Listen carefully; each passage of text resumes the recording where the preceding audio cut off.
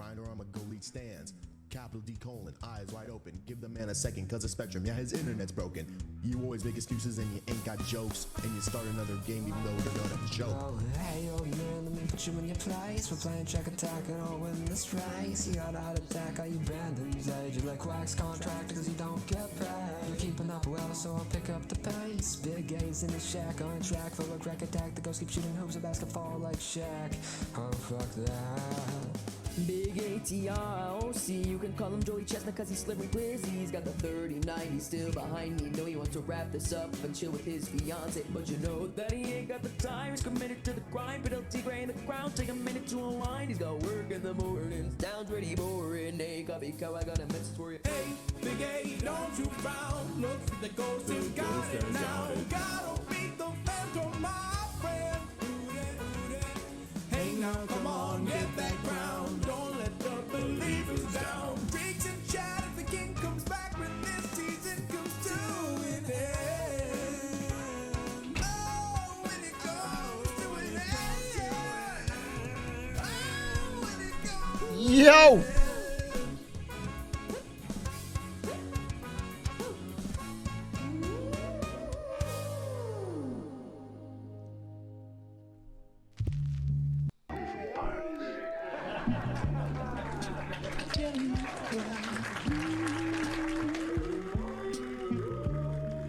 Yo.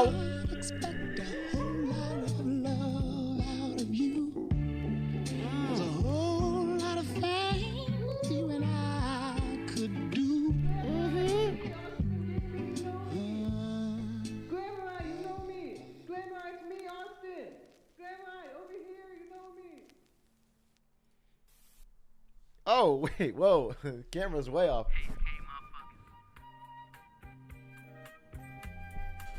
Yo! What's up? What's up? What's up? It's the night, it's the night of the glamour. Hello, hello, hello, hello. I can fade, I could play if you paced between you and I. Yo! What's up? Big fucking news today. My God. So much stuff happened during the day. I was a little bit thrown off. Lots to talk about. So I kind of had to do a little bit of an emergency targeting Tuesday here. But, getting the bag. What do you mean getting the bag? In what way do I get the bag? Big A's unemployed now. Benefit collection stream soon. Yeah, good idea. Good idea. I think more than anyone, I need the money. But technically, my final day is on Friday. As a VOD frog, the community post episode, oh, it was awesome. It was awesome. I'm hoping to see some of those guys at TwitchCon. Finally, an Australian-friendly stream. What are you talking about? This is when I always stream, and this is when I don't want to stream. My goal is to move this forward, but I still work during the day until the end of this week. J. Rue Bryant, thank you for the 8 months. Star Sands, thank you for the tier 1. Noah, thank you for the gift. J.K. Butler, thank you for the resub. Philly Pritchman, thank you for the 3 months. Thank you for your nice message. Move Boy, thank you for the 6 months. Venmo, thank you for the... All right. First time catching you live. Well, we got a big story today. Main thing I wanted to talk about, though, before I jump into all that was you know, I think I'm talking about two things I was right about. And the most important one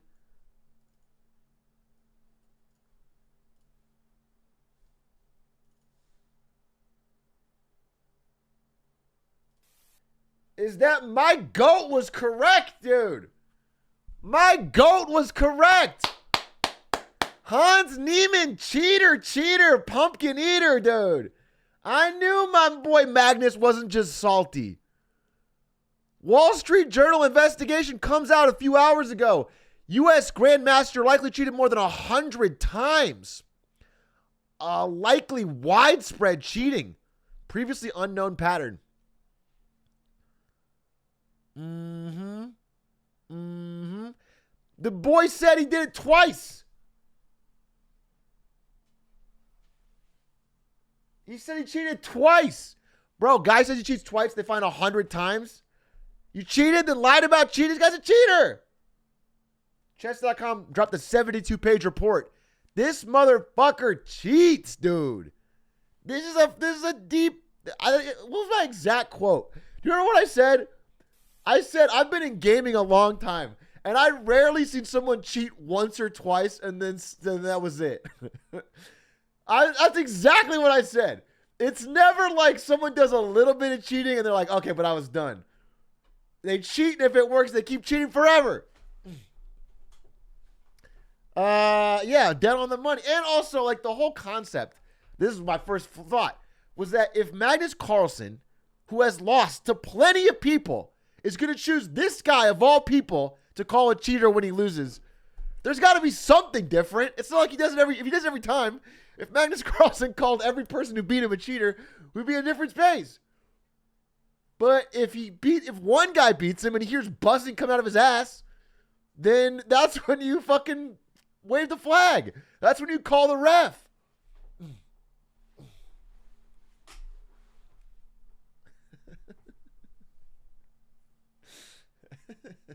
Magnus heard the buzz, dude. Still no proof he ever cheated versus Magnus. What the fuck are you talking about? Bro, how are you still taking this guy's side? It's ridiculous. The man's got hundreds of cheats. Whether or not he cheated in that one game versus Magnus, we don't know. But get him out of the fucking game, dude. Get him out of the game. You can't cheat that fucking much. And then people are still like, well, in this individual game, I don't have proof.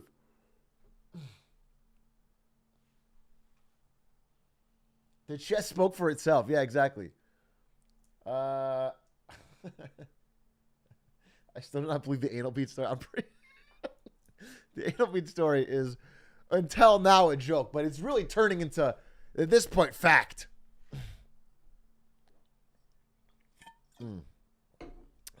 Ludwig sides with him, says there's no proof. Ludwig's fucking dumb, but I don't think he did. I think you're misunderstanding. There is no fucking shot in any world you could still be on fucking Hans Niemann's side after they find 100 fucking evidence of cheating. That's crazy. Oh, this is over the board strength improvement from age 11 to age 19. Hans Niemann higher than everybody in history, including Magnus Carlsen and Bobby fucking Fischer. So he probably cheated over the board too. Either he's the greatest fucking improvement over the board of all time in human history, but also cheats online, proven, or maybe you guys can admit that he's probably fucking cheating. Do you understand?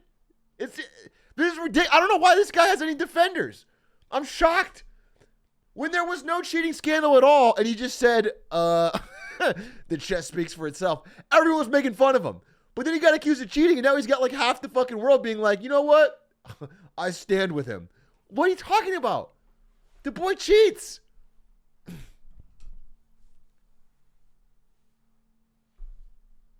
Wait for his face reveal, though.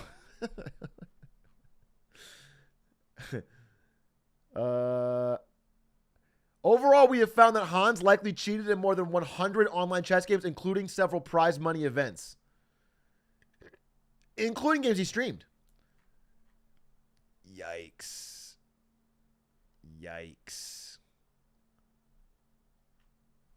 Anal reveal. If he cheated over the board and didn't get caught, then he's goated. That's your goat. That's your fucking goat. The person who can shove it deepest enough of his ass. The best anal bead user is the fucking best player. That's your goat. That's not my goat. My goat's Magnus, baby. Ride or die. Vindicated.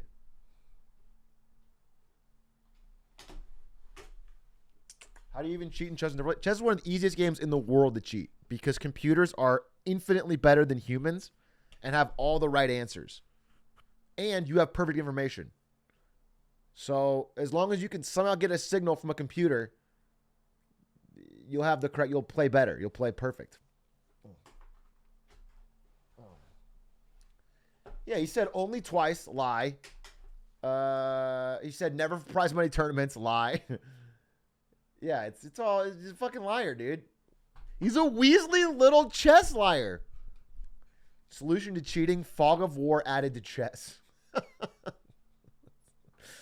That would change the game quite dramatically. Don't know that we need to do that. Just the fucking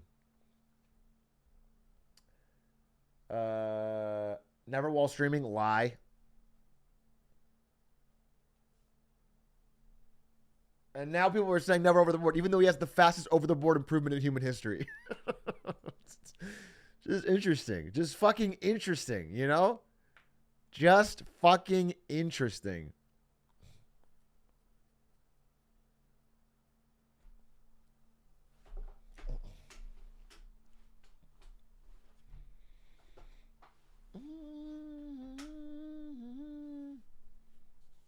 What's up, Punch?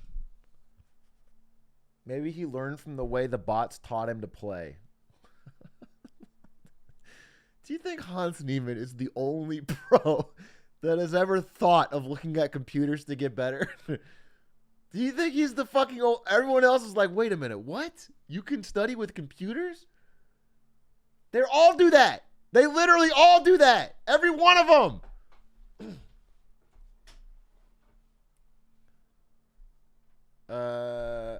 What is this?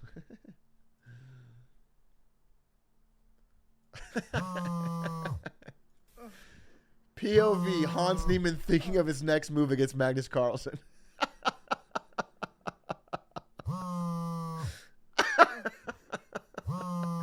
And this is how Magnus knew.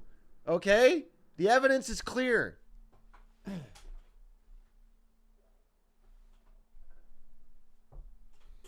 Have you seen AI play StarCraft? It's insane.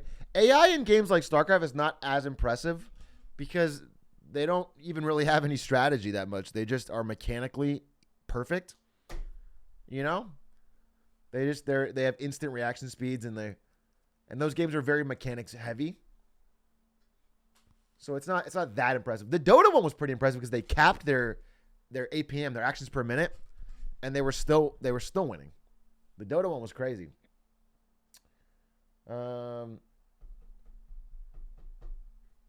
Are you tan? I'm getting tanner because I've been going for long walks in the sun in the morning. I'm resetting my whole life, dude. I've been sleeping on time. I've been walking my dog fucking mile or two. I'm trying to get ready for unemployment. I'm living the life now, dude. LA's changed you. How's the month of sleeping on time going? I'm not really there. I'm not ready to commit to something as drastic as that yet. I still haven't even left my job, dude. My job ends on Friday. I still had to get up early this morning and do meetings all day, but very close. Very close. Very close. Very close. Very close. I miss the old Atrioc. Fucking stressed out all the time. Yeah, no, that was cool. I appreciate that you missed that when I was really, really stressed and felt slammed between all the things I had to do and not very happy. I'll go back to that just to make you slightly happier. That sounds good. That sounds like a fun.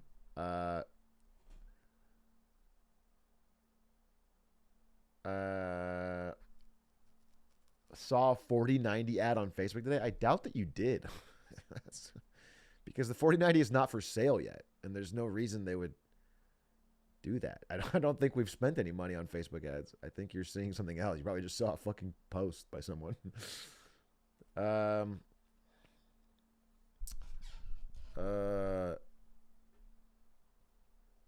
made $56 out of Twitter stock undertaking the court case. Yes! All right, we'll get to the second thing I was right. Twitter! Twitter. Can we talk about fucking Twitter, dude? Let's get to it.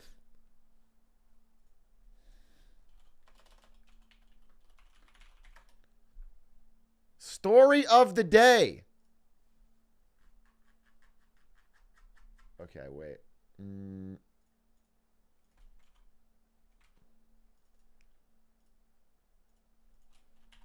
I'm getting all of my.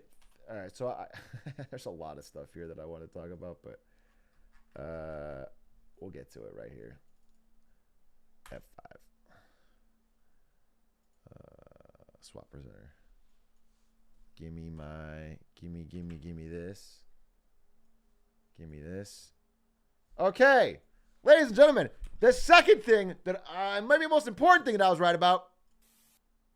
Elon Musk today proposed closing the Twitter deal on the original terms. Elon Musk is throwing in the towel. His big claims that Twitter had been lying about bots and that he would soon be getting out of his, I don't know, $42 billion deal to buy Twitter are up in smoke.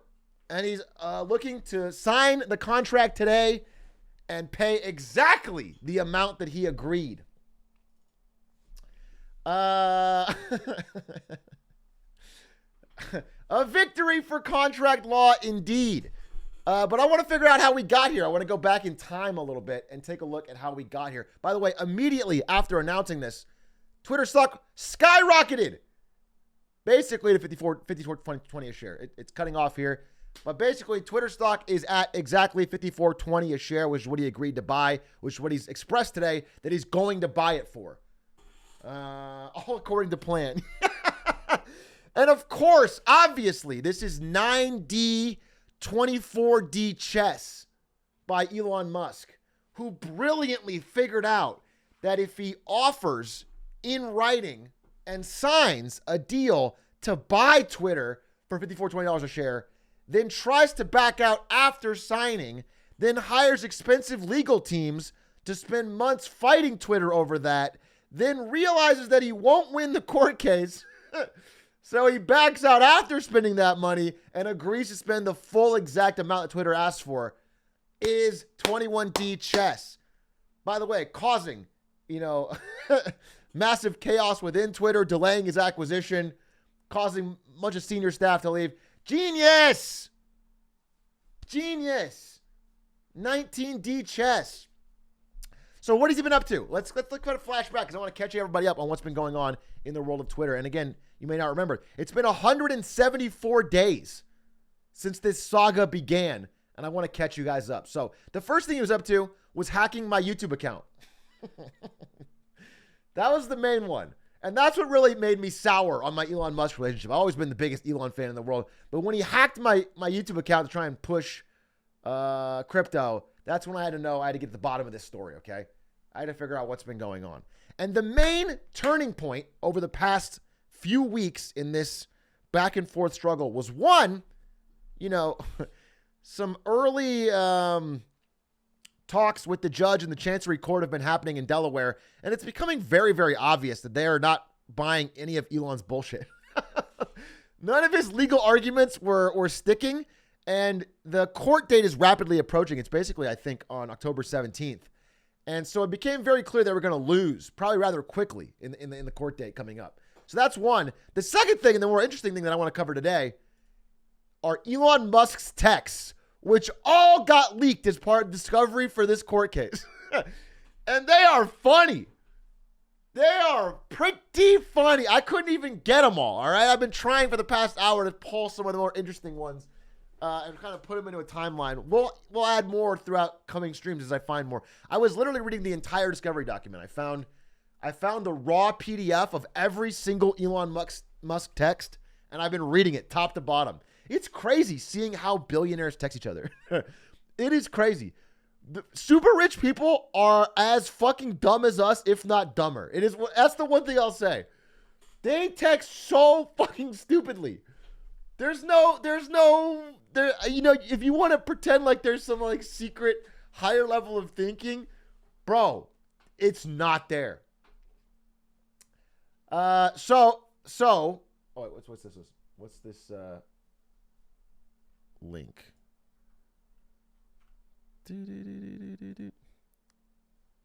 What's this? Oh yeah, we'll cover this. Don't you're throwing me off. All right, here we go. So let's start with the beginning. Let's flash back. This will be like wait. This will be April. April of this year. Okay? Jack Dorsey, who was the CEO of Twitter before, is sort of getting pushed out of the company Twitter. Do you know why he's getting pushed out of the company Twitter? I will tell you, and we'll flash back to this. The reason is he's the worst CEO fucking ever. He's absentee.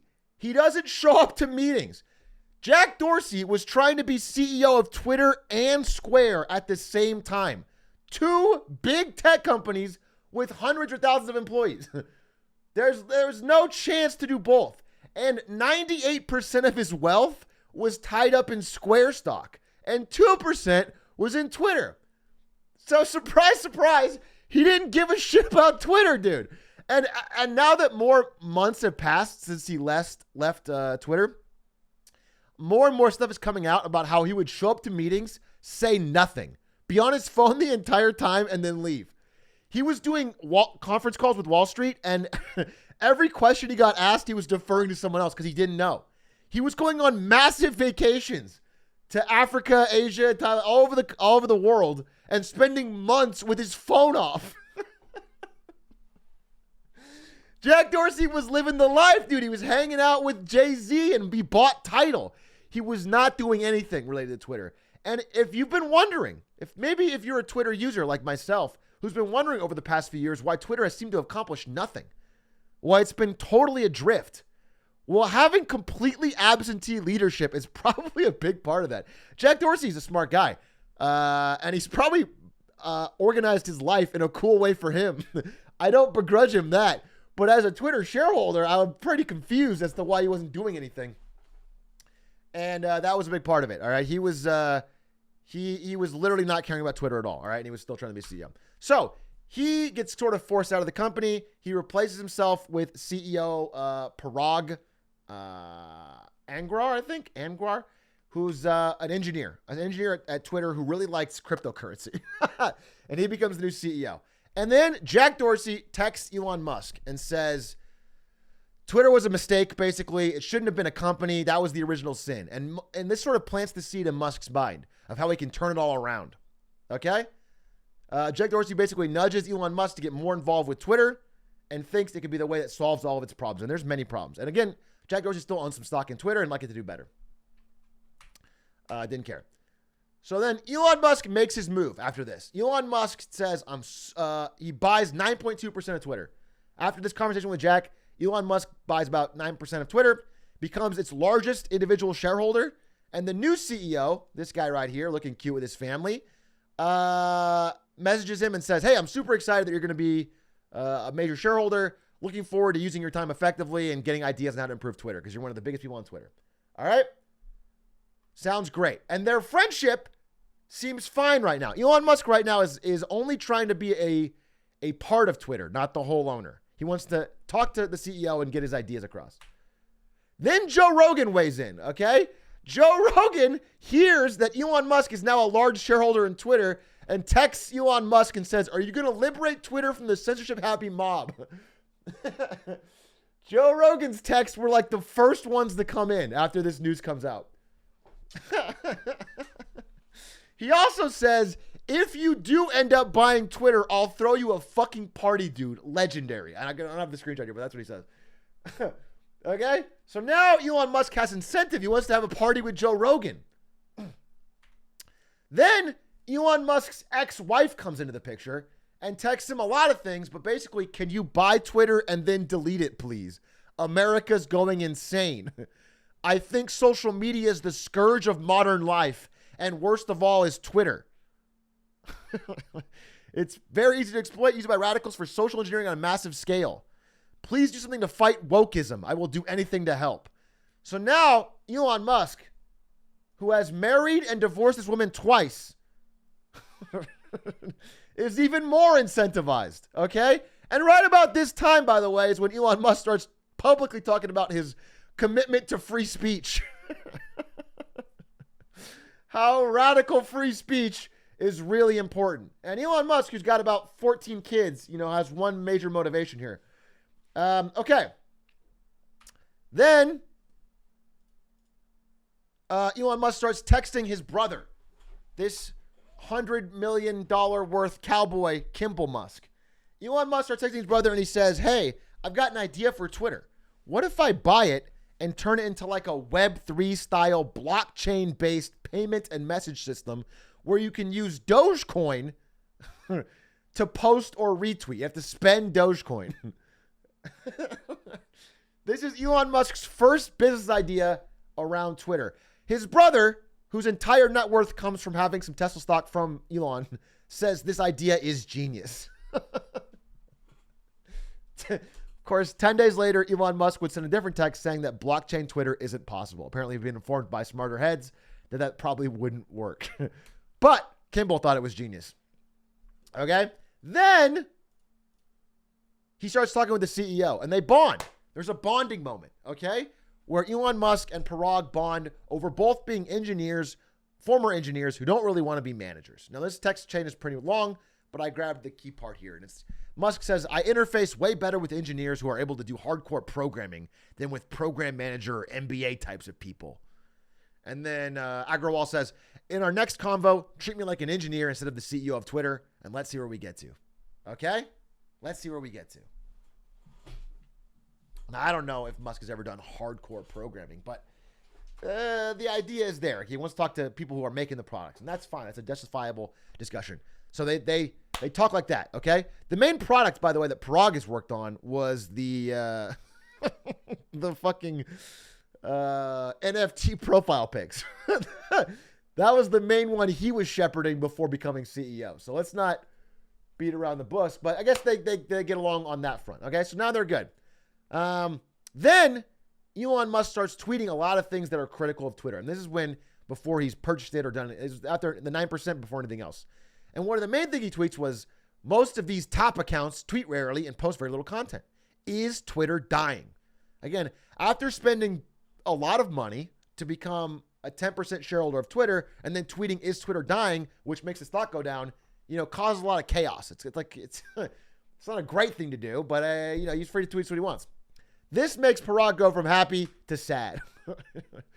And he says, you're free to tweet, is Twitter dying, or anything else about Twitter.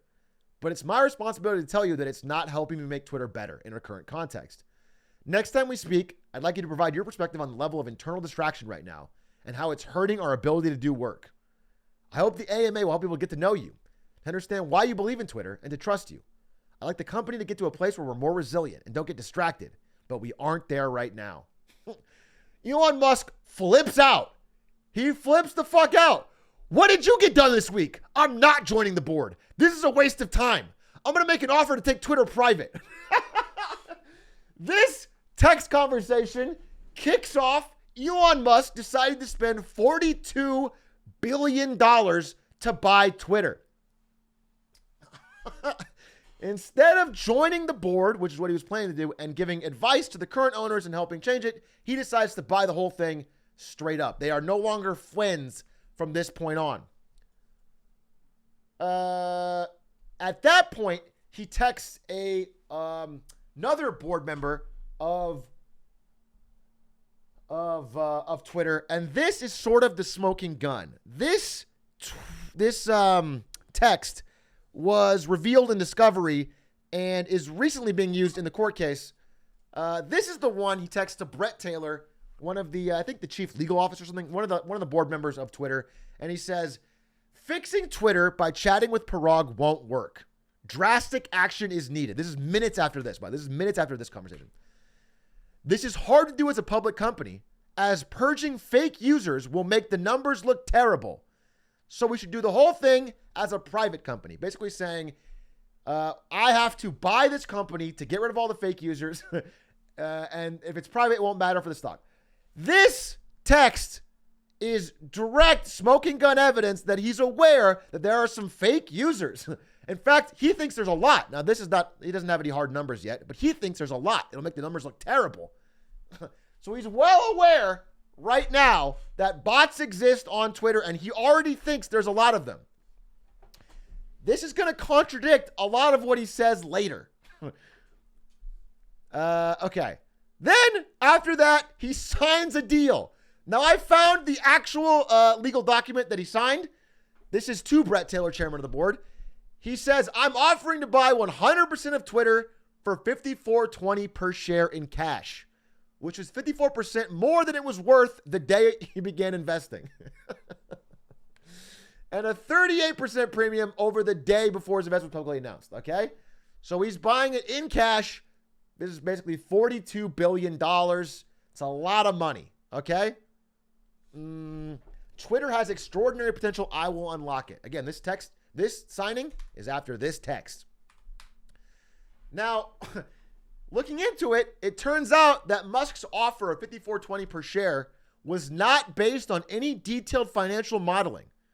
His offers to buy companies are generally pretty whimsical, and $4.20 is a weed joke. There was no thought process in this massive offer, which Twitter basically was forced to accept because it was so much more than the company was currently worth. Twitter was forced to accept it, despite not really having good dealings with Musk. The board could not turn it down because it was too much money for what Twitter's worth.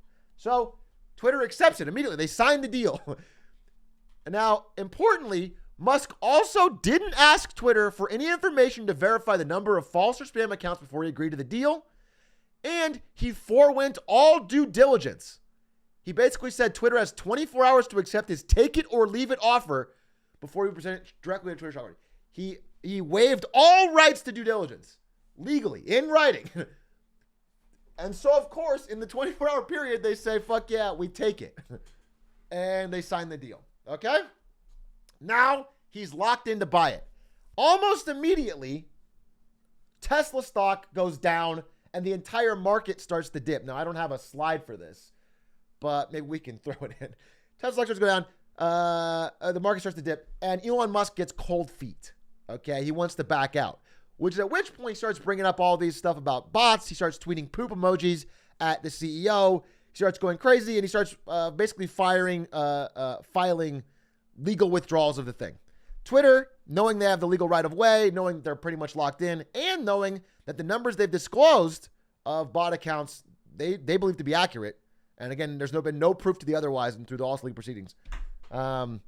They go to court. And so the court date is set for October 17th of this month in the Delaware Chancery Court, a no-nonsense court for businesses only that has a history of forcing rogue CEOs to close on deals like this. Usually not this big, but closing on this, okay? So after the announcement that he's going to buy it, more texts start coming in. And these are the ones I call the funny texts, the congratulations funny texts. Because once the deal is signed, a bunch of like parasites and you know, dick riders and a bunch of suck-ups, dude, start coming out of the woodwork to text Elon Musk. Now, one of them I thought was funny. There's a lot. I mean, there's a lot of this. Guys, there's like 14 pages of text in small type. So I grabbed some of the ones that were interesting. There's plenty more. I encourage you to check it out. It's an interesting way to see how billionaires type, but I grabbed some of the interesting ones. This one was fun. This is Steve Jurvetson. He's a very rich, I don't know if he's a billionaire, but very rich venture capitalist who I think Musk wanted to have involved in his acquisition of Twitter. This is before Musk backed out of the deal, okay, before he tried to back out. He said, please send me anyone who writes good software. Okay, so no management, good coders. Got it. He basically asked for coder recommendations to build Twitter. This guy recommends his son. His first recommendation is his son. When Elon Musk is asking for the best coders in the world to help build Twitter, this guy says, get my son at Reddit. Okay, great. Awesome. Then the CEO of Riot Games sees the news, texts Elon a link to the news and says, you're the hero Gotham needs. Hell effing yes. The ultimate bat chest.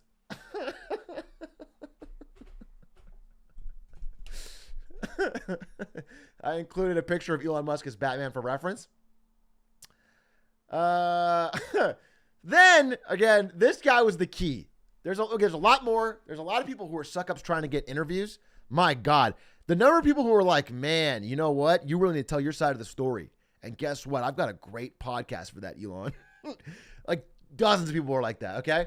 But most importantly was this guy, Jason Calacanis. Now, if you don't know who he is, I don't blame you. But he's a fairly prominent Silicon Valley investor whose claim to fame was inventing a website called Weblogs, the long version of blogs, in like 1999. Okay? And that's how he got his money, and he's been coasting on that ever since, angel investing in a lot of companies, most of them which didn't work. Okay? So this guy is the world's biggest Elon Musk fanboy.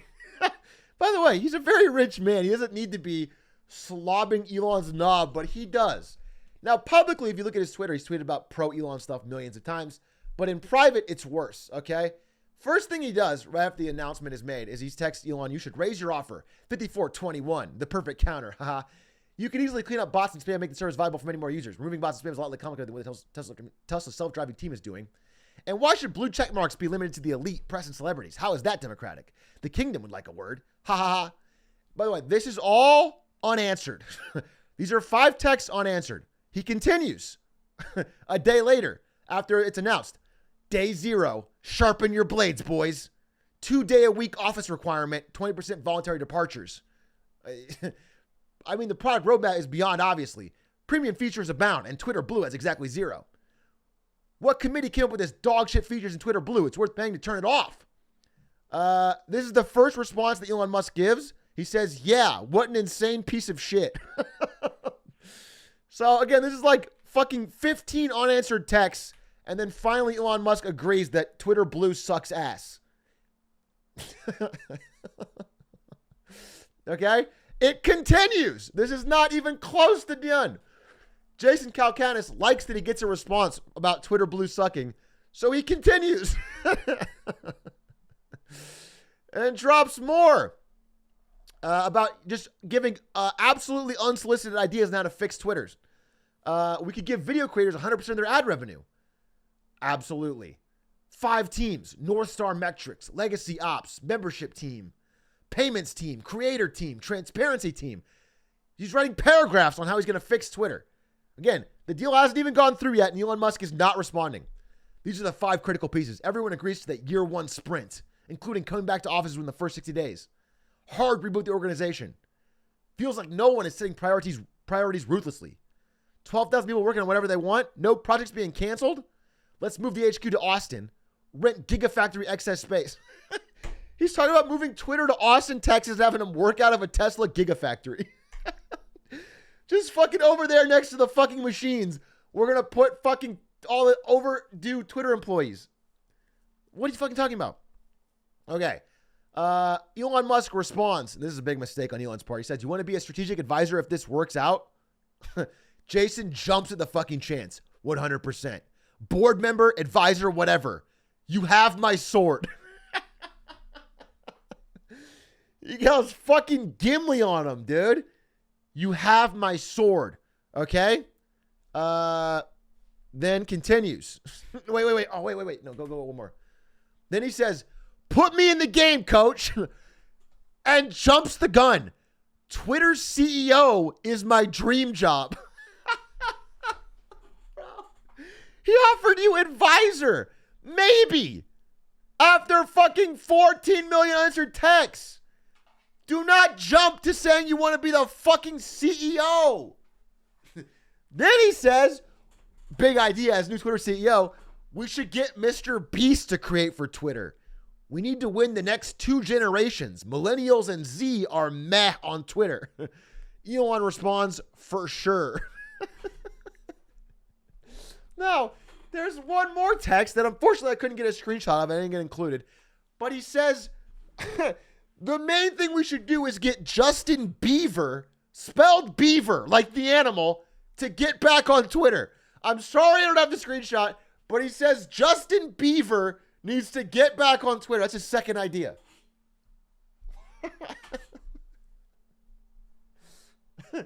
By the way, this tweet was great. I would self-exile from human civilization if I was in Jason Calacanis' position. Those texts to Elon Musk are humiliating. It would have been less degrading if his porn search history got released.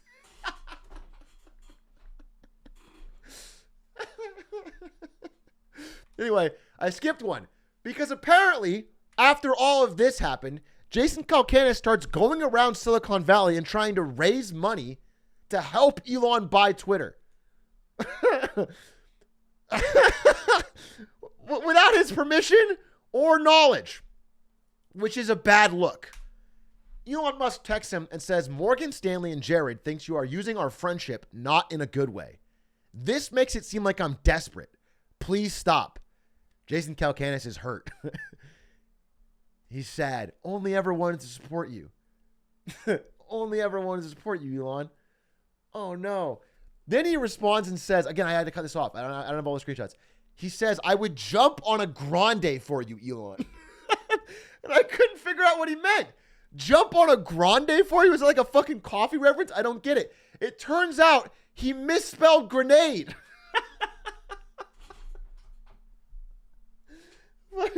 But he does say, I would jump on a grande for you. After a day, Elon Musk react emojis with a thumbs up. And that's the last text between Jason Calacanis and Elon Musk. Now, where are we now? Okay. Elon Musk has revived his bid. So like we said, all this goes through, all this happens. Elon Musk tries to back out. It doesn't seem to be working. The judge is not having it. Also, all of his texts with friends are getting leaked, and they're all getting kind of roasted. Again, if you're a rich person and all your rich friends get their text leaks and they're getting roasted for it, it's a bad look on you. So Elon Musk is only getting bad news, basically. And he has two options. He can try to do this legal fight, and basically he'll probably end up having to spend $15 to $20 billion to not buy Twitter. It's very unlikely the court would have forced him to purchase Twitter, but they would make him pay the difference between the stock price now and the stock price that he offered to pay, which would have been about $15 to $20 billion. So his options are spend $20 billion to get nothing or go through with the original deal. He decides, fuck it, we'll go through with the original deal. This is today. He basically announced that he's going to try and go through with the original deal. Now, what does this actually mean? First of all, it means a huge headache for the banks that he was getting the debt from, because this is not all cash from him. He's taking out large loans from banks and putting the interest payments onto Twitter, which is going to doom Twitter from the beginning, I think, but we'll see. Anyway, the banks are very unhappy because the economy is way worse now than when this deal was first announced and they agreed to give him the money. So now they really have to try and cough up this $12.5 billion that he needs, knowing they're probably not going to get their money back. Knowing Twitter will probably fail and not pay its debt. They are freaking out. So the banks are very unhappy. And that's the best part of this whole deal for me. If it goes through, Elon Musk will have lost money and big banks will have lost money, which is pretty awesome. That's actually kind of a dub for everybody involved. That being said, there's a sneaky part to this. And that is that, I'm not saying this is going to happen, but there is a theory that Elon Musk still might try to get out of this deal. Elon Musk basically knows that he is going to lose the court case on October 17th. Now, if he says, okay, fine, forget the court case, let's do the deal. If Twitter backs out of the court case now, Elon Musk could get a huge amount of time to basically reset the whole fucking process. To basically start this whole song and dance all over again. Oh, wow, gifties? Wait, let me take them gifties real quick. Sorry, I'm in the middle of the speech. Cool, okay, thank you for the gifties. Which would be a disaster, which is why after Elon Musk made the offer to Twitter, it seems like Twitter is saying, thanks, we're happy to do it, we agree to it. That being said, we're moving forward with the court case in the meantime. Twitter immediately said they will not be pausing legal proceedings. They are moving forward with the October 17th court date and will be showing up unless this deal is signed, sealed, delivered, and paid for by that date. So Elon Musk is in a rock and a hard place, and it looks like he's going to have to buy Twitter for this amount, which means he's going to own Twitter. Now, what does that mean? His big idea thus far, which he's tweeted today as part of his rehabilitation campaign, to basically sweep everything he said about Twitter under the rug and stop talking about bots and start talking about how I'm going to turn Twitter into something great, is that buying Twitter is an accelerant to creating X, the everything app. He wants to create The everything app. This was the plan all along. I have no idea exactly what that means. Now, there are everything apps like WeChat in China that are extremely powerful. However, in the United States and the West, it's a little different because all of the pieces of an everything app already have leading competitors that are going to kind of fight tooth and nail. In China, it was like this app did them all first and then became a dominant player. It's going to be difficult. I'm not sure that Twitter is going to be the good baseline for that, but it's interesting. It's interesting. And you know what? Here's one thing I'll say, and I said this from the beginning. As much as I think Elon Musk has been a clown in these proceedings, I also think that Twitter has been extraordinarily mismanaged and can't really do worse. Do you know what I'm saying? My take from the beginning, from my very first video on this, was that Twitter has been very badly managed. And they've wasted a lot of money and time doing nothing. Their stock has been flat to down for 10 years. And so, theoretically, Elon Musk, who's a good salesman at the very least, and a good attractor of engineering talent, could maybe pivot this company in at least a direction where something is moving, something is changing. So we'll be seeing. That's the forethought. That's the direction. We'll be following it. But it is looking like he's gonna have to spend a lot of money into a recession to buy it. And that is not good for Elon, who's gonna have to sell more Tesla shares in a down economy, for banks and his bank relationships who are very stressed that they have to pay this money, and for his friends and billionaire friends who've all had their texts leaked. But it has been an entertaining saga. The big winner, it turns out, are Twitter shareholders. Twitter shareholders and the board, who are making kind of fat racks off this buyout. The big winner was this guy, Carl Icahn, who didn't need any more money. Look at this guy. This looks like a guy who needs more money. Rich old white guy. But this guy who knew from the beginning, like he just looked at the deal. He probably watched my earlier video and he noted, he wasn't even a Twitter investor. He just noticed that, like, hey, it's pretty likely Elon's going to have to pay this. So after the whole drama started, he just went in and bought $250 million of Twitter that are now being sold to Elon Musk for $54.20 a share. So everyone wave hi to Carl Icahn in chat, who basically saw that it was coming. And he's made a fat amount of money in a very short amount of time. This is like only a few weeks ago he bought it. He basically bought the dip and made easy money. So that's what happened today. That's the saga of what's going on with Twitter. Elon Musk is going to go through with it. It seems like he's kind of forced into going through with it and will be attempting to create an everything app with it. Now, this does mean probably mass layoffs at Twitter, almost certainly, because, you know, number one reason, he's trying to pivot the company. Number two reason, he's adding a ton of debt to the company, so they need to cut costs. And number three, he's probably changing the political direction of the company, and there's plenty of people there who have different ideals. So one thing we can know for sure is that it's very likely that the GOAT of Twitter roasts is coming back. Donald Trump, despite saying that he would never leave Truth Social, is absolutely coming back to Twitter in an Elon Musk environment. So I'm certain he'll be on there calling DeSantis, dirty DeSantis, to try and win the Republican nomination. That's almost certain. Trump's Truth Social, by the way, also a massive disaster, bleeding money left and right, not paying its bills, and definitely soon to collapse. So the timing is quite appropriate for Trump to make his return to Twitter. So that's where we're at, boys.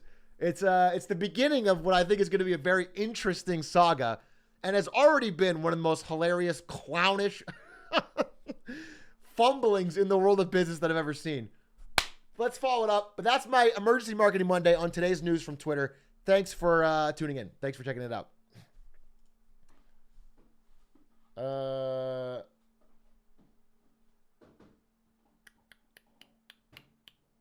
Carl Icahn. All right, sorry, I got it wrong. Twitter Tuesday. Toys R Us Marketing Monday next week? Yeah, probably next week. Twitter's going to be ruined by fashion. I mean, I think Twitter's probably just going to collapse, dude.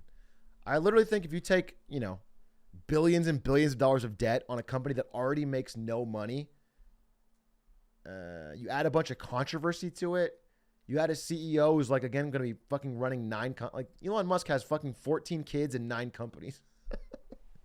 He's not going to be able to do much, dude. I don't see much happening. I see Twitter like literally fading away and folding. I don't see much. If Twitter fails, will Facebook come back? Twitter has never been anything but a fucking blip on Facebook's radar. Twitter has never done anything. Twitter is way smaller than Facebook now, and Facebook is dying. I use Twitter. You know, I mean, gamers use Twitter. Some groups use Twitter, but Twitter's not big. TikTok is the 800-pound gorilla in social media. Second place is Instagram, which is owned by Facebook. All the young people left Facebook for Twitter. All the young people left Facebook and Twitter for TikTok. Because we are in the gaming group, we probably see more on Twitter than you think, but most people are not on Twitter. Twitter is dead.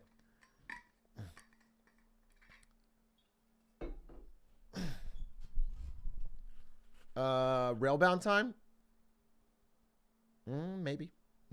I need to turn on the air. It's fucking hot in here. Oh, someone's got a picture of the Justin Bieber text? All right, we'll show him just for the fun. Just for the hell of it. Just for the fucking smell of it. Kuma, they have the gifties! That.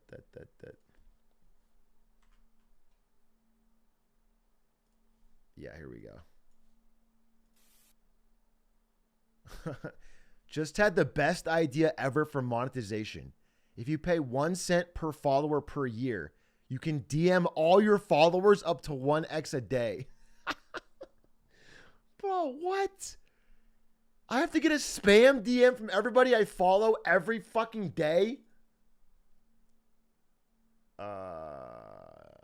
500,000 followers, $5,000 a year. By the way, like if you have 1 million followers, you have to pay $10,000 a year. No one's going to do that. No one's going to fucking do that.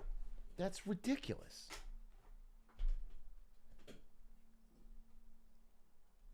And let the folks slice and dice. So you could DM all your Twitter followers in Berlin and invite them to the Giga Rave. Oh my Lord, this would unlock the power of Twitter and goose revenue massively. Who wouldn't pay for this? Everyone, dude. Nobody would fucking pay for this. By the way, so many unanswered texts. And if you overuse the tool and are annoying folks, it would unfollow you. So it's got a built-in safeguard. Imagine we ask Justin Bieber to come back and let him DM his fans. He could sell $10 million in merchandise or tickets instantly. Would be insane for power users and companies. Bro, that's the point of being able to fucking tweet it, by the way, for free. All right, I need to get there. Wait, and water.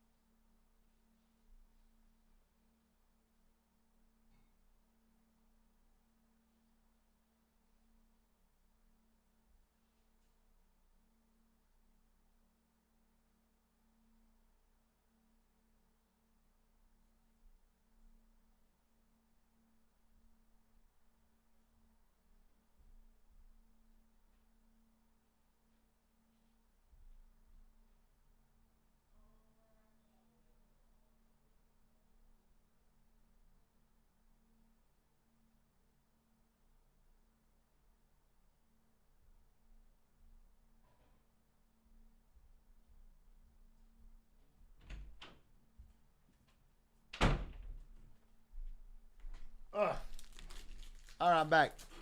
Yeah, so anyway, it's fucking crazy. It's fucking crazy, man. But I will say, you know, not to fucking rub their nose in it, but every single fucking Elon Musk fanboy who is DMing me, commenting me, that the fucking bot thing was foolproof and he was definitely getting out of this deal and Twitter was lying and Elon Musk was playing 5D chess and the whole thing was a plan to fucking take Twitter down from the inside. It's fucking absolutely fucking stupid, dude. Thank you for being dead wrong. Where'd you find all these texts? Elon Musk, Twitter, text, PDF. There you go.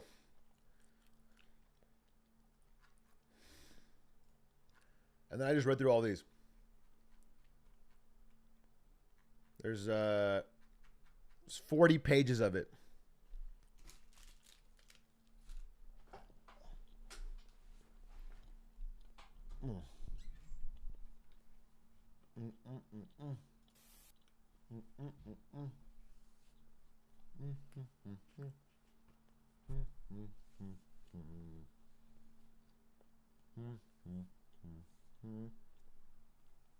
Why is Magnus goated and woaded? Because he was right. He said that Hans Niemann cheated more than just the 2 times he admitted to, and it was true. He's cheated hundreds of times. Hundreds of fucking times. There's a massive chess.com document on it, and then the Wall Street Journal did their own separate investigation and also found that he cheated hundreds of times.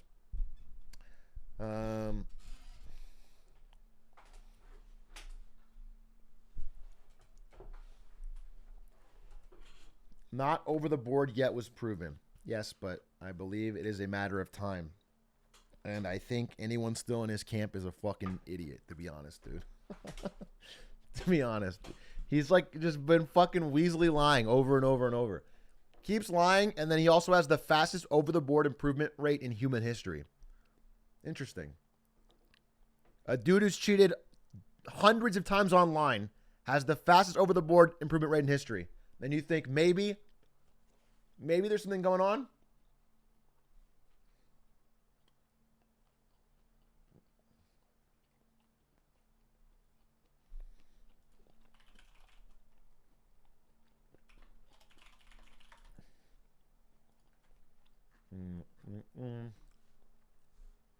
I don't think his over-the-board rate was fastest in human history.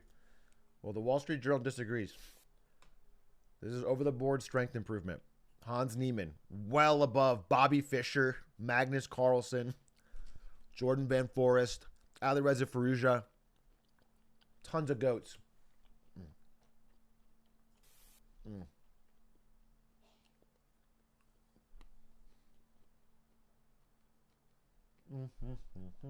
you think he won't be a Grandmaster anymore? Yeah, I mean, they should strip him of all his titles. Bro, if you cheat 100 plus times, you should not be allowed anywhere near a chessboard.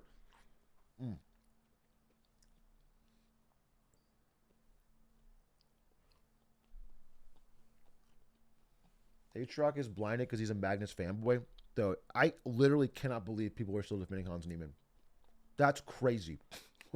I'm mauling because I didn't think anyone would still be on his side. It's fucking crazy. He was a fucking lifelong cheater. With a dildo in his ass while he plays.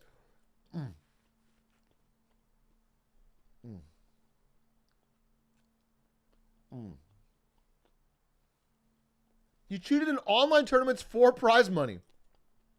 Proven. That alone should be like, never talk to him again.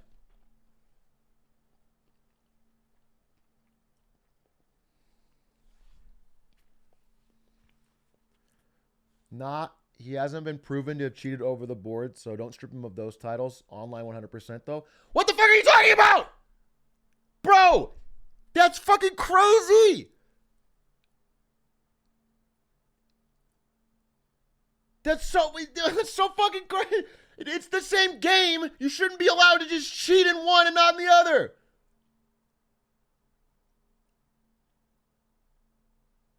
Bro, you can't be going to like fucking 14 online Riot League of Legends tournaments, cheating in all of them, fucking hacking your ass off, hacking in Valorant, hacking everything, and then you go to in person and they can't catch you there, and then you're like, well, it's good. I should keep my trophy. Doesn't matter. Kick him out of the sport.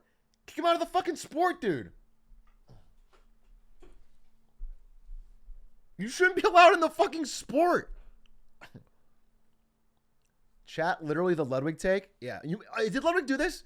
Did Ludwig make a fucking brain-dead, boneheaded ass take and you guys are parroting it? Is that what's happening? Because it literally makes no fucking sense. Anyone on his side is fucking dumb at this point.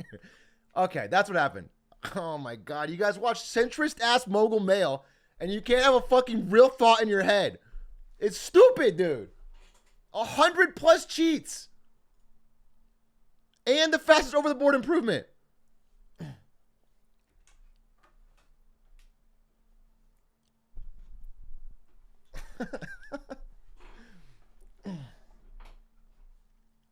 I was taught if you're not cheating, you're not trying.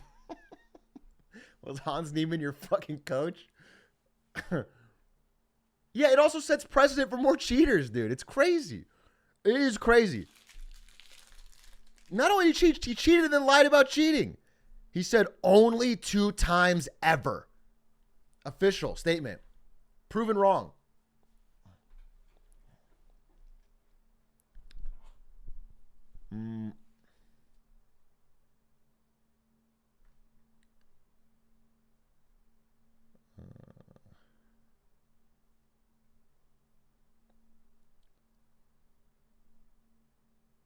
Why wouldn't chess.com read the report? They put the other report. 2 times he knew they could catch him for? Well, he didn't. He thought wrong because they caught him for a lot more today. This is all today. I think you guys, maybe there's not enough recent information or anything. This is all today. They released the 2 reports.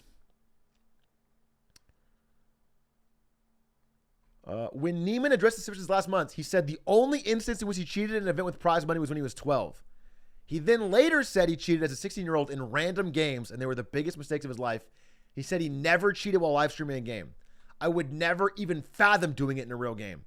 And then they found more than 100 games, 25 of which he was streaming in, and many for prize money.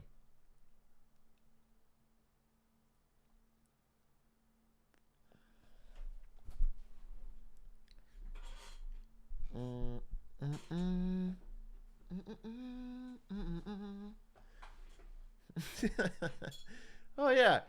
This is a good one. He was banned from the Chess.com Global Championship, $1 million prize event. And he sent the question as to why he was banned. And then Danny Wrench, Chief Chess Officer, which is a sick job title, wrote a letter saying there's serious concerns about how rampant your cheating was in prize events and there was too much at stake. They also added that his suspicious moves coincided with moments where he had opened up a different screen on his computer, implying that he was consulting a chess engine for the best move. Interesting. And his over-the-board movements coincided with a vibrating sound from his ass. They didn't say that part.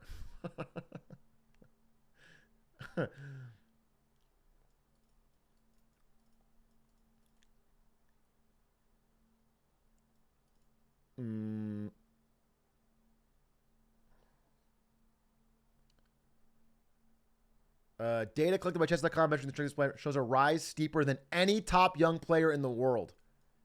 Okay, the steepest rise of anyone.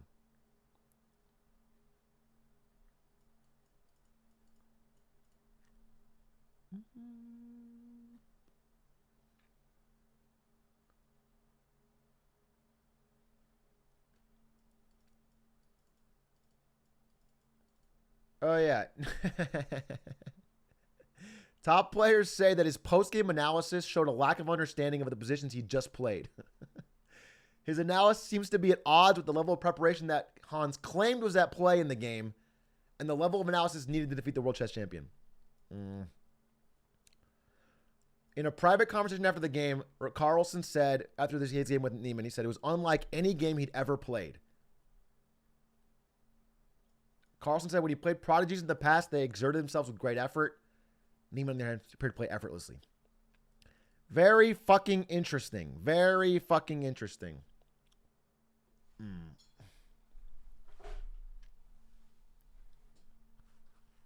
Wait, he's 19. Get the fuck out of here. I mean, look, there's been prodigies before. I think Parag. No, what's his name? What's his name? Dude, I forget his name. The Indian kid that beat the shit out of Magnus that game. What's his name?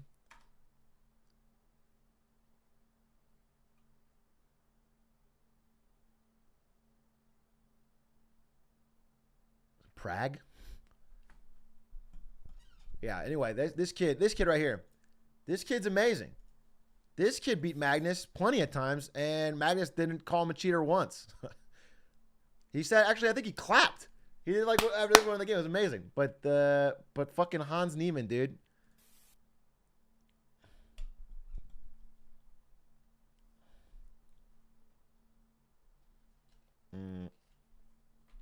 Body language experts after reviewing hours of tournament footage. Yeah, he's got something in his ass.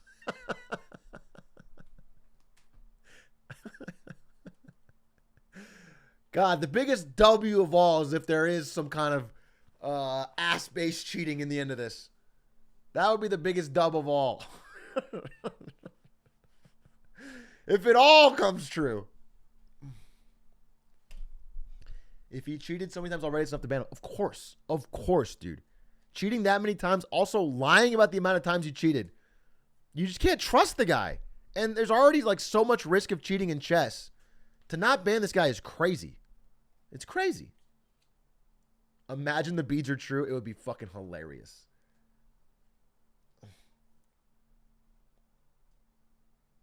Oh, speaking of cheating, did you guys see the fishing cheating?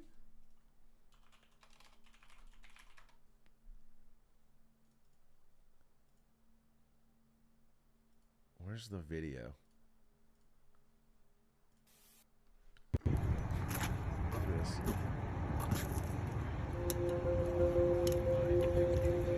We got weights and fish! We got weights and fish! These motherfuckers have been putting fucking weights in their fish to get them to weigh more so it counts as a bigger fish so they could win fucking prize pools. We got weights and fish!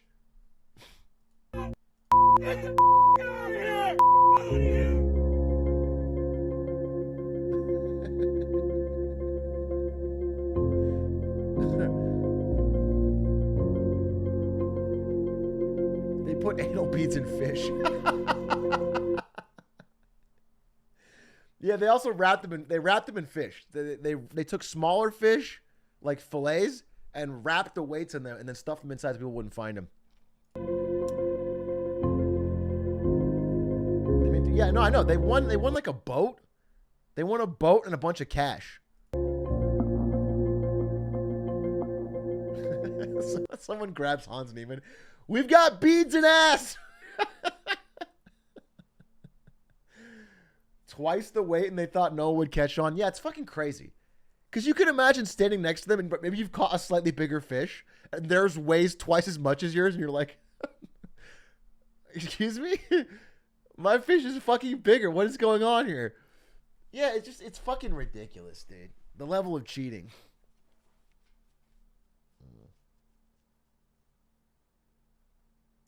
But of course, people in chat who watched fucking Mogul Mail, I'm sure, they didn't find weights in the fish from 2 weeks ago. Nobody checked, so I'm sure that was legal. Let them keep the boat. They fucking cheat, dude. You cheat now, you cheated before, you cheat after. They didn't cheat. There's no proof they cheated in virtual bass fisher, so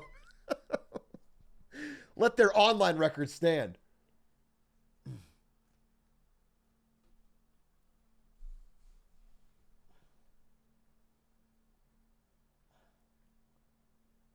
They didn't cheat in Wii fishing. Let them keep their boat.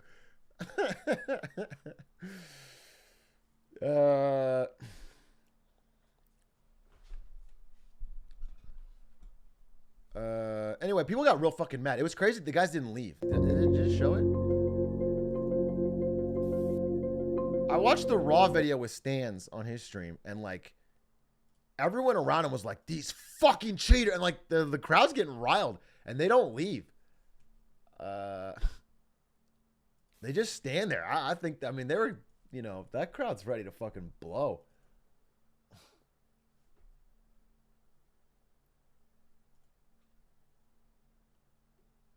Charlie has the good audio version. I think. I mean, I saw weights in fish.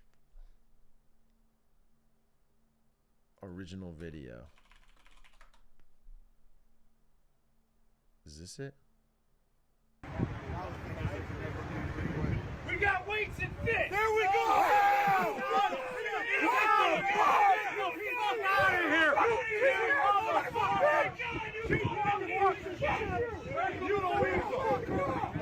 Where's the other one? Fucking cops! That's fucking death, motherfucker! Call the fucking cops! Listen to me right now.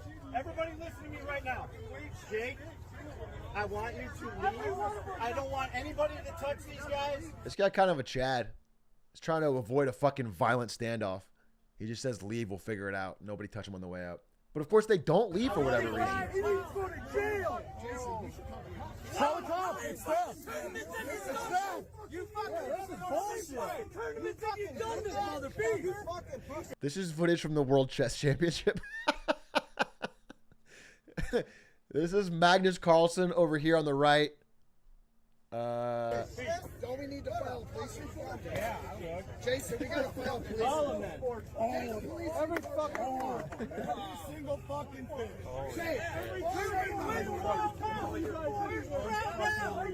Every fucking champ, dude. Magnus elbow deep. Okay. No. Hey, Crunchy Munch, I think of the 10 gifted. I don't want to picture Magnus elbow deep saying we got beads in ass. That's not good. That's not good. That's not good. Hans needs to lean into the anal bead story and secure an OnlyFans sponsorship.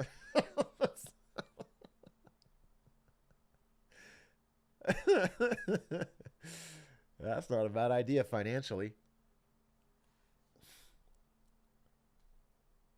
You were the champ, dude. Yeah, the guy's seriously heartbroken. You were the champ, dude.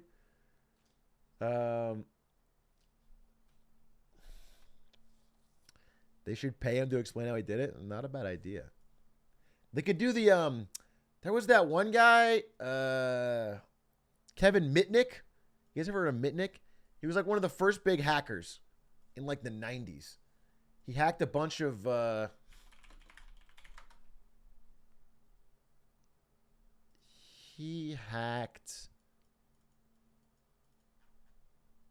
see, what did he hack?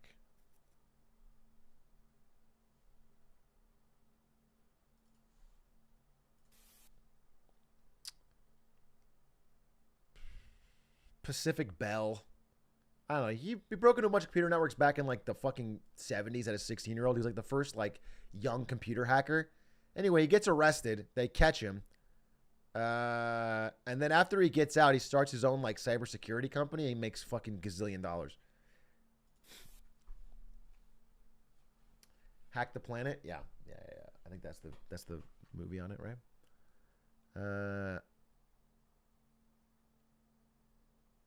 Yeah, now he's a paid security consultant, public speaker, and author. And he's made big money. So Hans Niemann, just do that for chess. It's genius. What you're saying is Hans should start an anal bead company? Yes, 100%. Atrioc, you should do an AoE 4 bead assisted grind to top 100. Okay. There is no way that anal beads of any form would help me play Age of Empires, a game all about reflexes and reaction speed.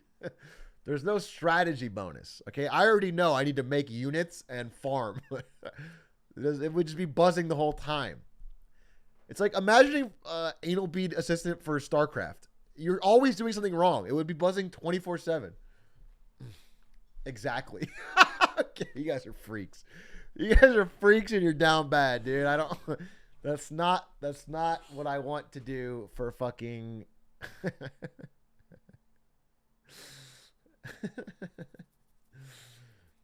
You could have info about Zerg rushes, etc. Shut the fuck up, dude. You don't know anything about Zerg. How the fuck is he gonna know if they're getting Zerg rush? What do you mean info about Zerg rushes? What the fuck are you talking about?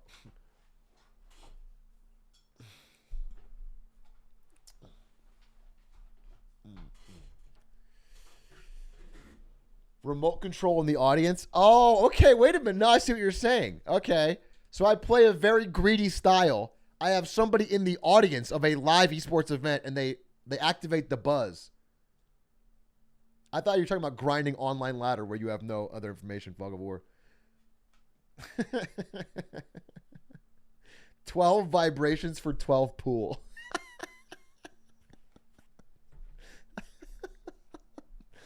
Yeah, I think it'd be tough to focus, but I can see how that could help.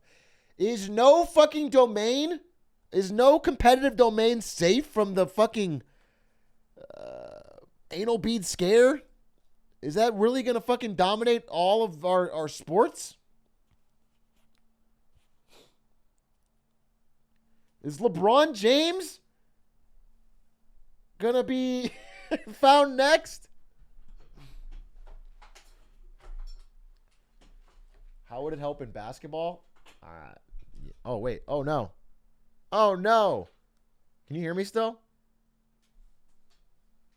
LeBron, no! Ow! No! Ow! Ow!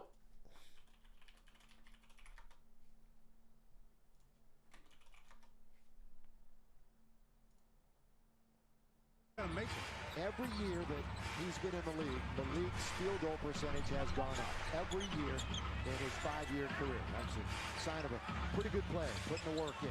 Boucher, this is tap, nearly went up, over, and out. They're still digging, and up with it comes Toronto.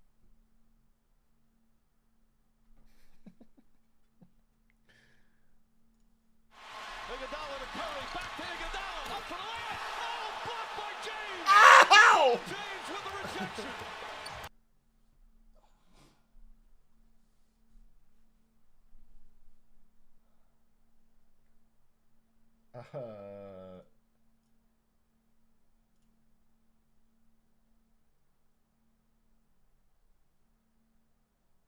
Okay. All right, I'm back. I think I fucking kicked out my fucking cord. Not Joseph, they did 7 months. The B, they did 6 months. Crunchy Munchy, they did gifted. Joshua Rowe, they did 7 months. Kevin Mason, they did 14 months. See you at TwitchCon. Jay Weezus, thank you for the Prime. Q Cloud, thank you for the 3 months. Nitrusty Man, thank you for the 2 months. West, thank you for the 14 months. Gresler Dorn, thank you for the 3 months. Invader Zim, thank you for the Prime. Cool Boo, thank you for the 6 months. Kuba K, thank you for the 5. Gifted Dimly, thank you for the 2 months. Olive Man, thank you for the 7.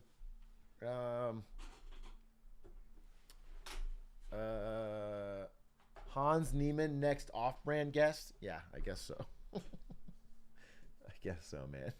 That would certainly bring the drama on Juiced. It would be funny to get Hans Niemann on Juiced and then play the buzzing sound. But I don't think necessarily the best and smartest idea.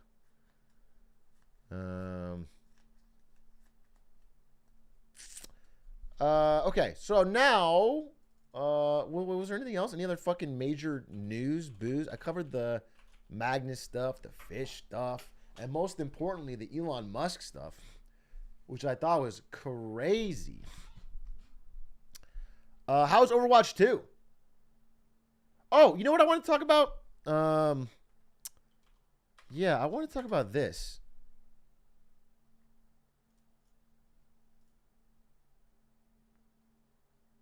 I wanted to say,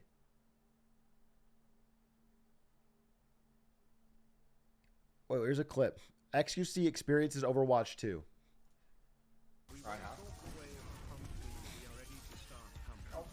Oh, please. Did I say Sigma? Is it the same map? Yeah, because I'm tanking really fucking hard. I'm just gonna do nothing still. That's about it, boys. I can't. This is bullshit. This is just trash. That's a bad one.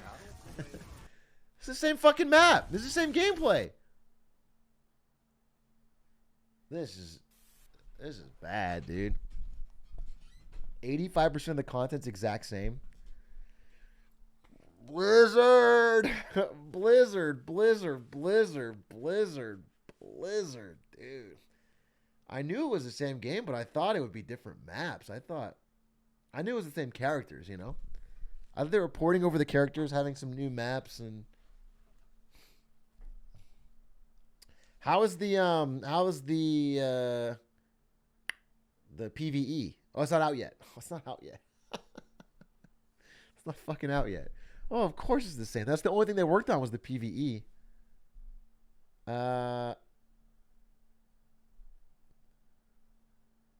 I played one match in the beta and couldn't take it.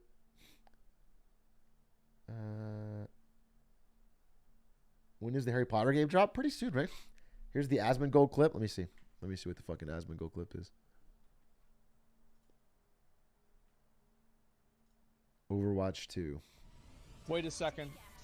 Wait, I'm actually in the game. Wait, After holy a shit, 3-hour I'm actually queue, in the game now? okay. Oh my god. Got him. All right. Fuck! Wait a sec. It just put me back in queue. Bro, what the fuck? Let's see how long this takes to go down. Let's see how long it takes to go down. Maybe it'll go down fast.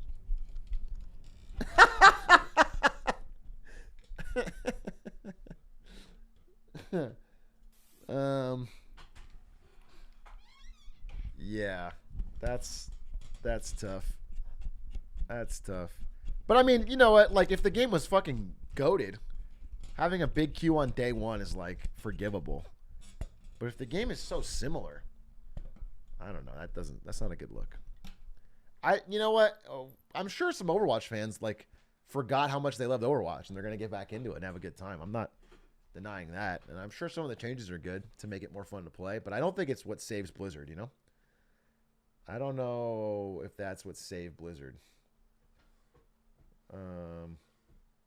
I watched Charlie. He was in queue 90% of the time. Yeah, that's not a great look for day one.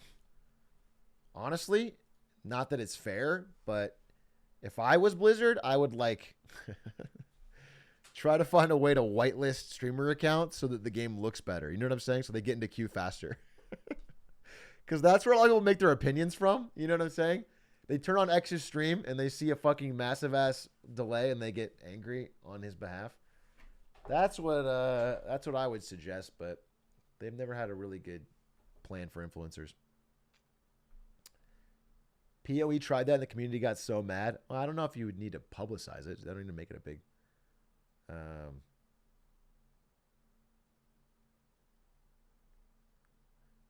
I have played only one game in the 5 hours of waiting. It was worth it. That's the true fan, baby. That's what Blizzard needs. Anyway, what I wanted to talk about in the fucking world of gaming was that I just wanted to say how impressed I am with CD Projekt Red. I'm just really impressed with how they've handled a disastrous fucking Cyberpunk launch. And I mentioned this in a couple of Marketing Mondays, but they recently just put out, I think it's somewhere around here. Where's their they put out a roadmap for what's coming up.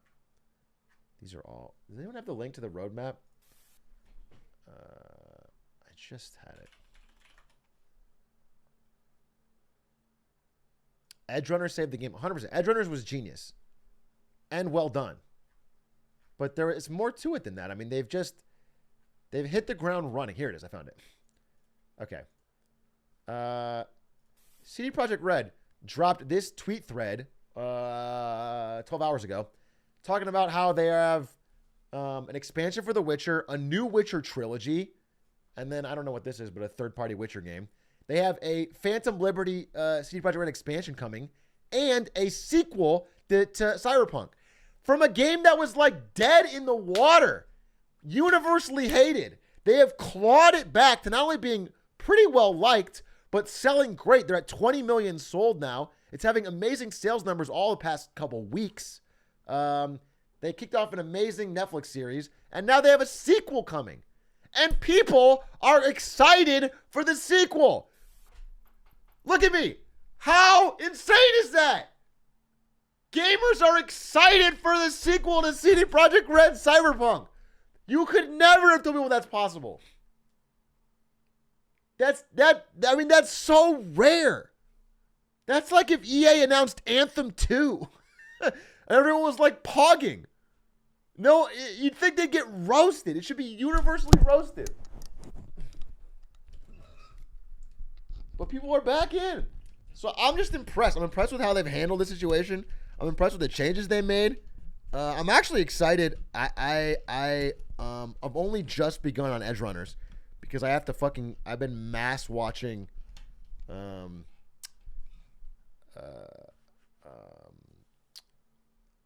House of the Dragon. I was like fucking 5 episodes behind. So I'm mass watching House of the Dragon, but then I'm going to watch Edgerunners, and then I want to play Cyberpunk. I can already tell it's going to make me want to play Cyberpunk. So,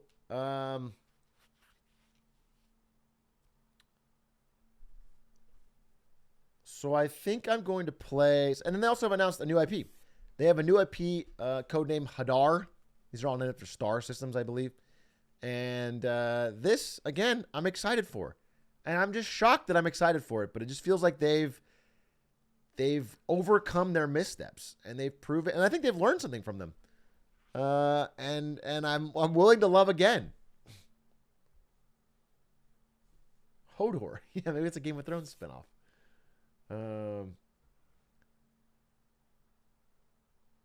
Gonna guess you will choose the Corpo life path. Well, I already played Cyberpunk on stream for like a day or two after launch, but it was too buggy, and I went hard Corpo. I think there's a video on my channel. CEOs and learning something. Yeah, well, they don't have like they have a pretty smallish company, very focused on games. Phantom Liberty, a story-driven expansion to Cyberpunk. Final production phase. Yeesh, coming soon. Imagine this launches and it's... You know what, though? This is a big test. This is like the most recent thing they've got coming. Really would like to get this one right. And this one comes before all of these, right? So all of this stuff that we're going to get hyped for comes after this. So it would be really nice if this small expansion doesn't add an insane amount of bugs. Stadia logo? Yeah. Yeah, that's not going to be coming out on Stadia, my friends. What is cool is they have not put it out on PS4 or old Xbox.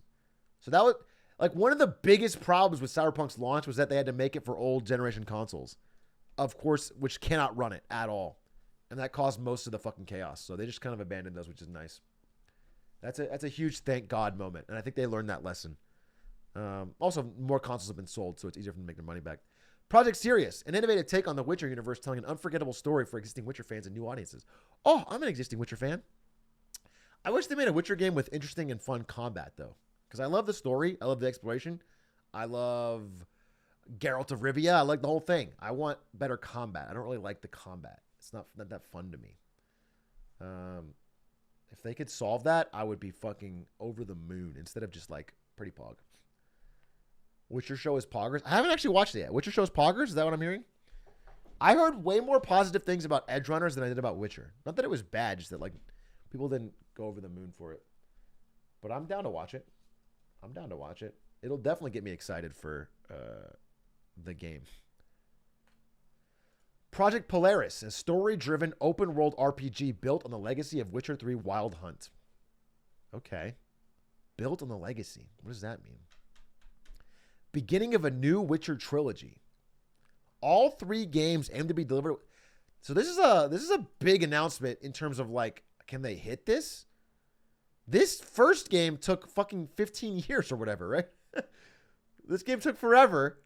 They're going to make 3 new Witcher games within 6-year period while also a new Cyberpunk game while also the expansion. And that's crunch, baby.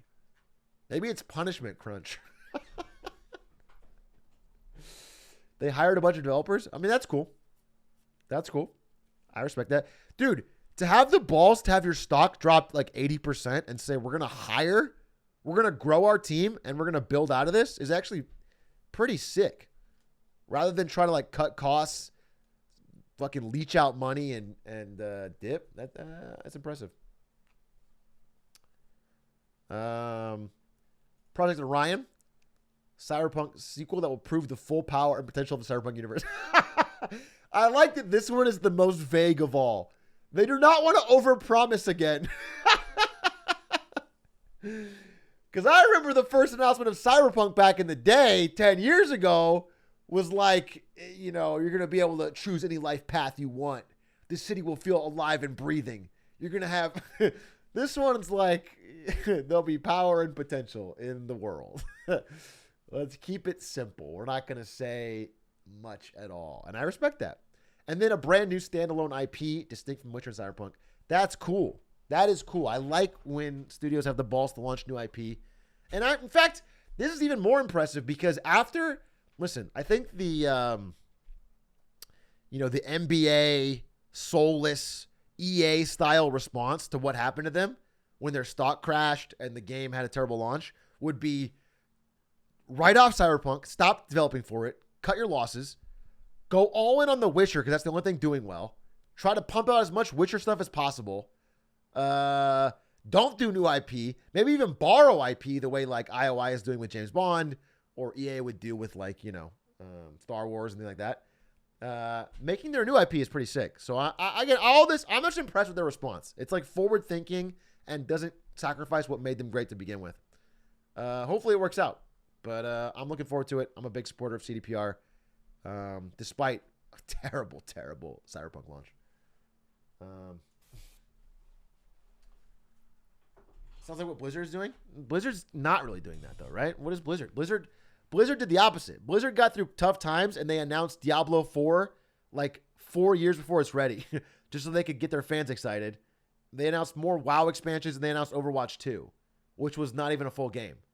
Blizzard's doing the opposite. Blizzard's like fucking scrambling to get fans happy and they're announcing like, the exact stuff they think will work.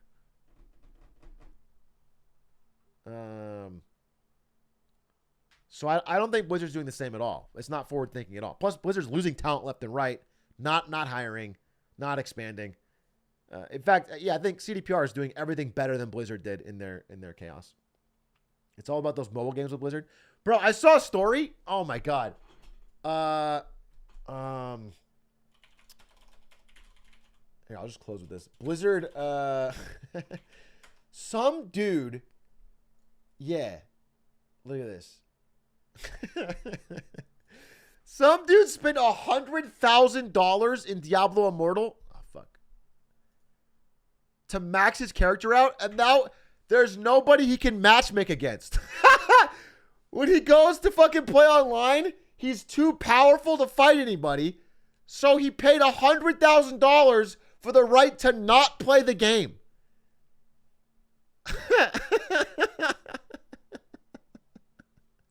His name is Jay. It's all business.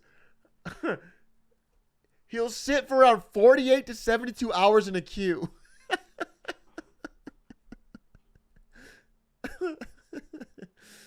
That's fucking crazy. He beat a mobile game by throwing enough money at it. There's an interview with him on YouTube. It's really sad. Do you have a link to it? It's lonely at the top. Yeah, what a chat. Dude. This is how Jeff Bezos sees real life.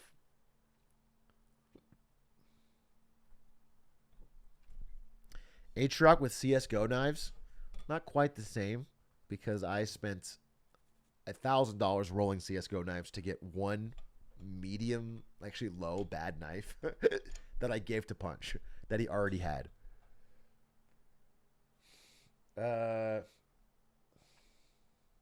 Oh, what's the link here?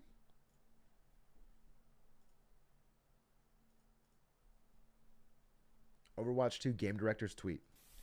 We're steadily making progress on server issues and stability, as well as working through a second DDoS attack. We're all hands on deck. Oh, they're getting DDoSed? Interesting. People don't seem to care. They don't have community goodwill left over at Blizzard or Overwatch.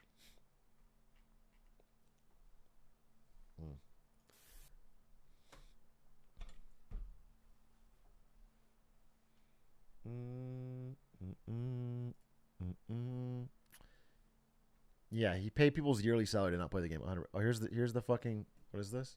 What's going on, guys? This is JT here. I wanted to explain exactly what's going down and the issue I'm having. Not only that, how many people it is actually affecting. I do have my boy Skeleton with me, who is a heavy whale in the game. He's just kind of listening in, and he's going to give me feedback because he does not know what's going on. However, I do want to explain, and I want to explain to all you guys as well. So basically, for the last month and a half, anytime I go to the Battleground Captain and I click Find Match, I have not been able to get a queue for the full 2-hour length of the Battlegrounds, right? 0 queues, no matter how long I've queued up. This is crazy to take this to the public, because the average person is not going to be like, what, you poor baby? They're going to be on your side. What do you mean? What? Like, you could go to Blizzard with it and be like, hey, Blizzard, I'm spending $100,000. Fucking give me free matches. Give me some wins, dude. I want to fucking stomp. But the average person is not going to be like, oh my God, please let me play against your fucking $100,000 character. Please, I want you to fucking ground my face into the dirt, daddy. What are you talking about? No one. And this has now been ongoing for a month and a half. All right, well, 3 weeks ago, my clan one time became the Immortals of server Town Portal. Well, as we became immortal, the Immortal Trial Quest told me specifically to compete in a battleground in order to complete the trial. Therefore, I would need to actually do these quests to actually get no. Things, you know, whatever. He's locked out of the quest. Anointed and immortal. However, since I haven't been able to queue in the battleground, which I would say if I had to rough estimate how many hours I've tried to queue for a battleground, I would say it's probably around somewhere around like 48 to 72 hours, somewhere in between that, of only trying to queue for a battleground and never being able to get one. All right, well, today it came around, and tomorrow is our chance to hold the reign of being an immortal, right? Well, it sent me a little thing right here, and it said, hold on, let me click it. It's right here. It says, register for the Rite of Exile now. Tap to navigate. Pay to lose, dude. So it's like, all right, well, I have to register my team and me for the Rite of Exile, right? So whenever I click navigate here, I know exactly where to go. You go to the Rite of Exile. I mean, it's going to take me right there, right? So we'll just let it follow there. Okay. So whenever I get here, I am not able to do anything at all, which makes me think that tomorrow, when the Rite of Exile comes, I'm not going to be able to participate in it, right? Okay, so that's fine. I'm not going to be able to participate in it. What do I do at this point, right? So now, what I've been thinking, I'm like, all right, well, since I'm in this situation, how about This is a long way.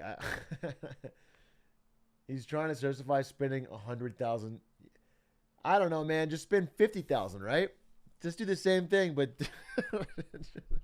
just spend like the average salary instead of like a 6-figure salary. Why don't they just make an investor at this point? Because they've already given him nothing but meaningless digital goods for $100,000. Why would they give him stock in their company? By the way, he could have spent $100,000 buying Blizzard stock and maybe had a voice to get some of this changed. But instead, he spent it all on fucking untradeable Diablo coin. They don't need to give him anything, dude. And there's no refunds.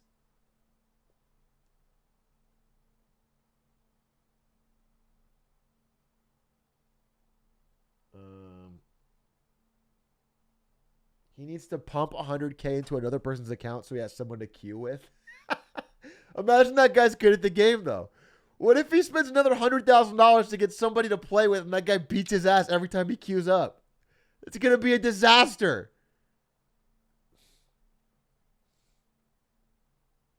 Snoop Dogg Overwatch 2 tweet? No, what is it? Let me see. Snoop Dogg Overwatch 2 tweet.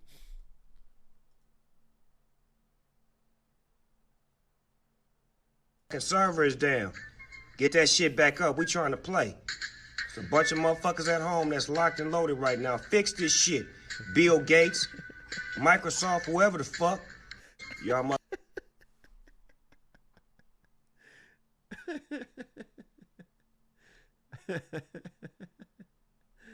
That's hype. Bill Gates on notice, dude. Never mind that Bill Gates is no longer involved with Microsoft decision making or day to day at all, and Microsoft has not yet purchased Activision Blizzard. I think Snoop's going to the top, dude. Bill Gates, what the fuck are you doing?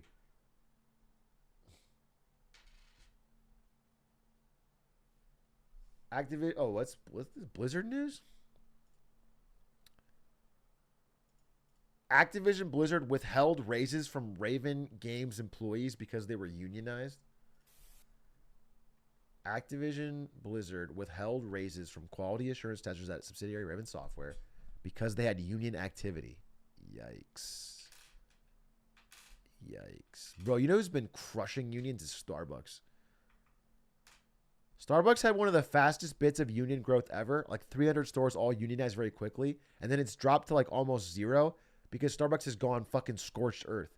Starbucks has completely started ignoring labor laws. Like they figure it'll be better for them to pay a fine to the U.S. Department of Labor than get the union any more momentum. They're just doing illegal shit straight up. Starbucks is literally right now doing illegal shit against the law shit to block unions. They're crushing unions illegally because they know they'd rather pay the fine one time than deal with a long-term strong union. It's crazy.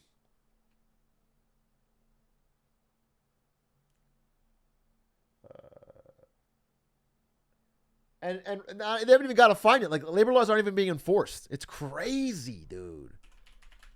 Please, somebody fucking get the U.S. Department of Labor on Starbucks. They're just fucking...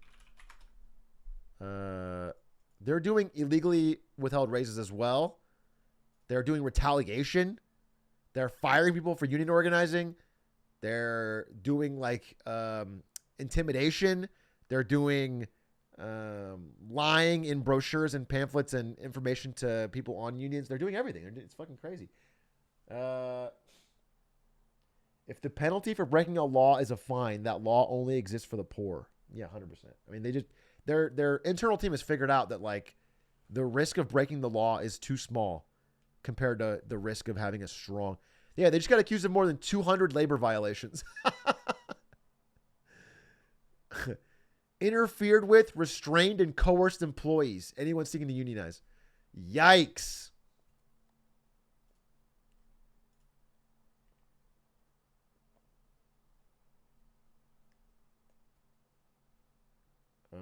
It's like a guidebook.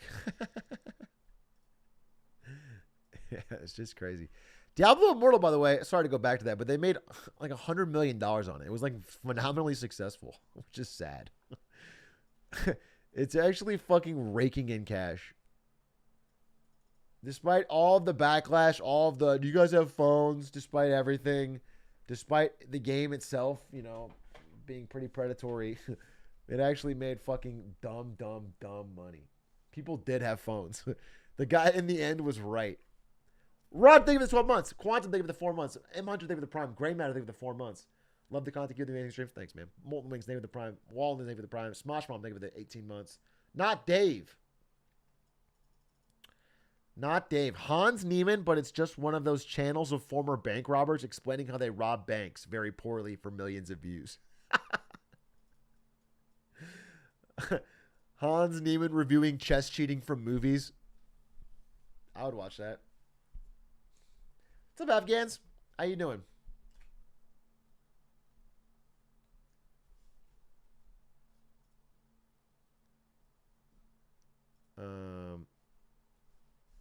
Chess me if you can.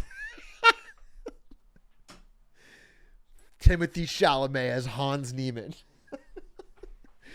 Chess me if you can. Let's make him a hero, dude. This is next level marketing. What is this?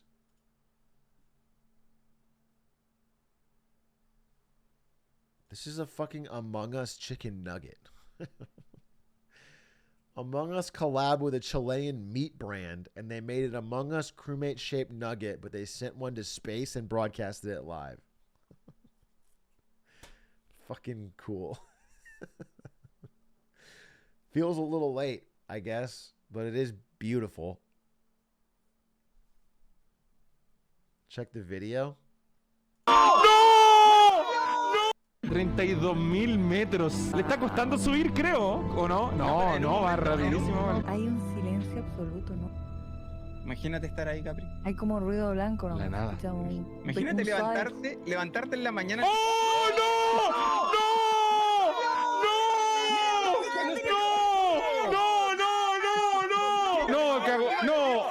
No, va en picada, la compro. Le pusieron garantía extendida, la compro. No, perdimos la señal. They cut the camera because it fell 4 million feet. It killed somebody, dude. It was sussy. Fucking hit somebody on the head, fucking smashed their skull.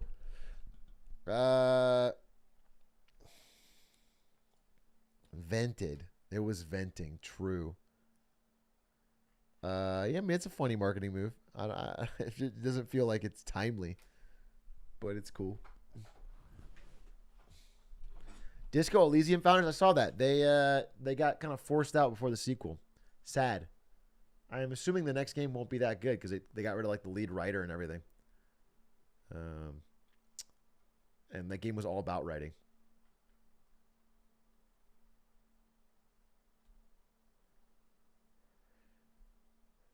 Did you see the $1,000 RNG proxies? No, what is that? What is that? CD Projekt Red should make an open world Among Us. They already said they have their unannounced secret project. It's got to be that. Fakers destroyed some random D1 player in NA. I watched Midbeast commentating random Faker games. If you guys don't know, Faker, the GOAT of League of Legends, and all the top Korean players and Chinese players are here in America before Worlds boot camping and playing in a custom solo queue called Champions Queue with only good players. And they are making some insane lineups. And I watched a really good game, which was like fucking 10 of the best players in the world all playing. It was more stacked than World's Finals will probably be.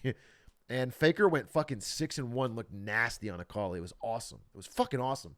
I'm so stoked if Faker does well this Worlds.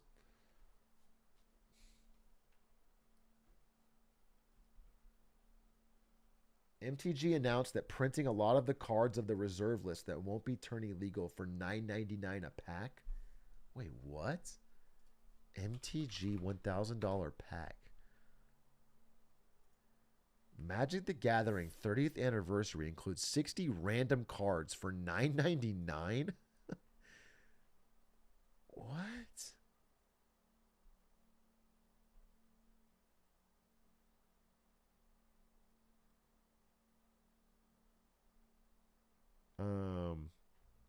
People are mad because this hurts the value of some of these rare cards. Is that the deal?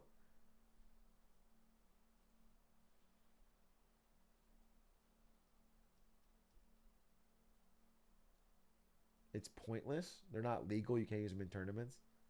People are... Oh, it's just dumb. Oh, so it's just dumb because it costs a lot of money and you're getting jack shit. Oh, yeah, I get it. Okay, they're $1,000 proxies. Basically, you could draw your own and they're the same value and there's no... Okay, I get it. Yeah. It's just to fucking milk people who don't fucking know better. Okay. Yeah, I mean, I guess it's not so bad though, right? Like you can be angry about it, but like it's just somebody being dumb with money, which is allowed. Like I'm not mad that a guy spent $100,000 on Diablo Immortal. You know what I'm saying? It's dumb, but I can't stop him. It isn't. Like if I owned a Black Lotus and this fucking made it worth less, which it doesn't, but if it did, then you could be mad.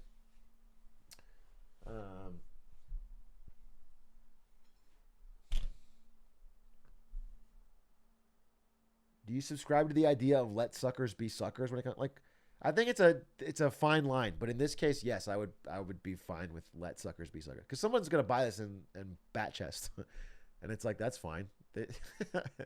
I don't know, like if fucking Marvel put out a fucking $10,000 model of the Hulk's ass, you know that you could fucking hang on your wall, someone might buy it. I don't think it's a good idea, but someone might buy it. And like if you want a bat chest to that, fucking do it. Green cheeks, bat chest. Yeah, or like if you want to spend $5,000 on a ridiculous Star Wars hotel, then like let people bat chest, dude. It's like fucking who knows? Who cares?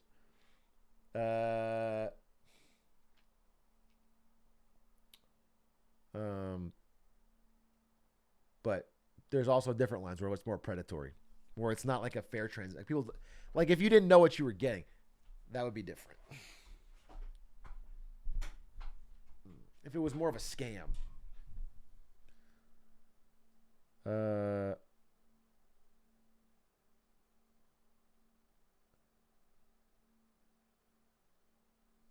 I always wonder why I can't take a loan from the bank to buy the bank and then just cancel my loan and now I own a bank.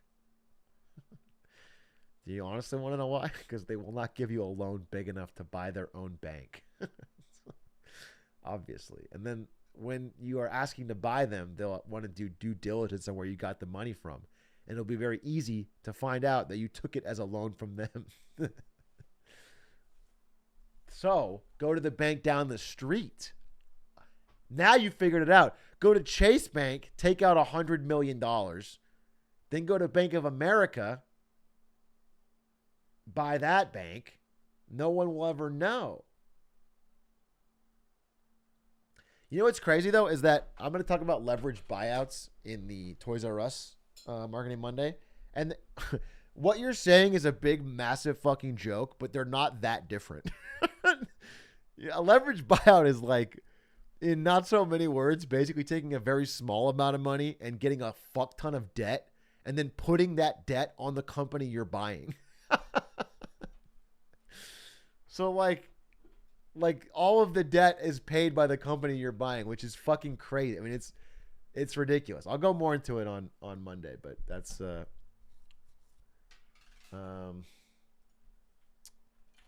that why you have the bankrupt hats? Yeah. They were supposed to be tied with my Toys R Us Marketing Monday, which I think is a very fucking interesting. Oh, by the way, I should mention today, Aiden reopened the store. Today is the last day if you want to get. I think we're sold out of the crew neck sweaters and the hats, the Enron hats. But there is still some bankrupt hats if you want to go. Atrioc.biz, check it out. Last day if you're interested. Totally up to you. I like the hat a lot, especially like the cream crew neck if that's still available. It might not be. Last day, and then the store's closed and they're gonna start printing them and sending them out. So check them out if you'd like to. If not, no big deal. What did I want to bring up? Wait, I had a. Oh yeah, I wanted to check LSF if there was any other clips. When are they being shipped? I mean, I think after today. After today, they should be shipping. Today's the last day, so.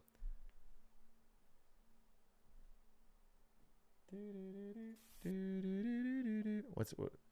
Streamer creates a news show where chat submits images, then he improvises. This is a fucking fire idea. And we're hoping that next year we'll be able to make an even smaller Lady Gaga. Now this next story, well, this one's for the kids, you know?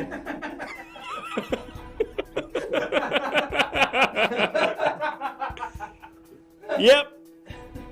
And we're hoping that next year we'll be able to make... That's fire. That's a great idea. Who's this guy? Everything Now show. Clever, dude. People are getting clever. This is a great idea. And the set looks cool, too. It's a small team. Yeah, good for them. I mean, listen, dude, the amount of innovation that's about to happen in live streaming is going to be very fucking exciting. Like, it's been pretty basic for a while now, but I don't know. The sky's the limit. So many ideas are possible.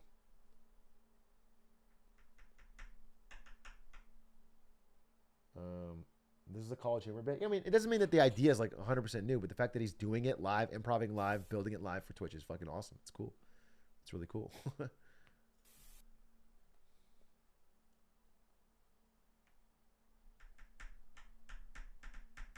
And XGC will still be this biggest streamer. My juicer, dude.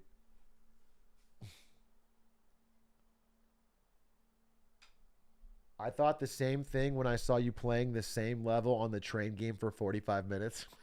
Yeah, that's the future of Twitch, dude.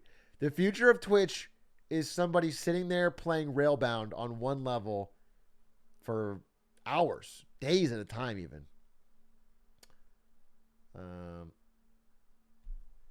Have you sent your goodbye work email yet? I talked about it on this stream, my goodbye work email, and the kind responses I got. That was like a week ago, 2 weeks ago. What was Connor's? Connor Eats Pants leaked the first photo of Mario from the movie. Oh, yeah, they showed that. Wait. Connor Eats Pants Twitter. Let's see.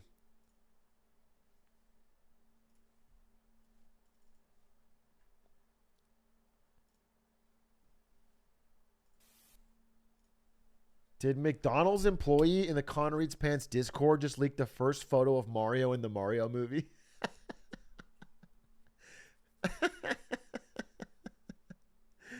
Sheesh. That is where all the big news scoops come from, okay? The Connor Eats Pants Discord is like fucking ground zero for great fucking news scoops. It's the hub. It's the central hub. Journalists from all over. Wall Street Journal, New York Times, they're all in there, dude. They're all there searching for scoops.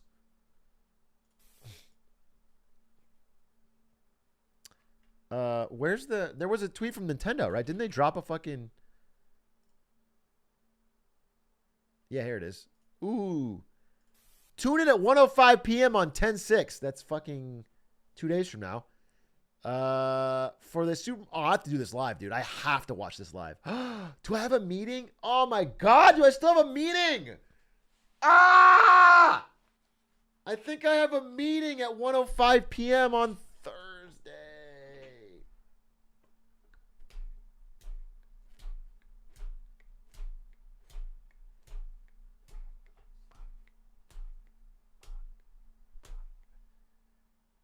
Don't show. What do they do? Fire you? The whole point is to leave on good terms. Do you guys understand?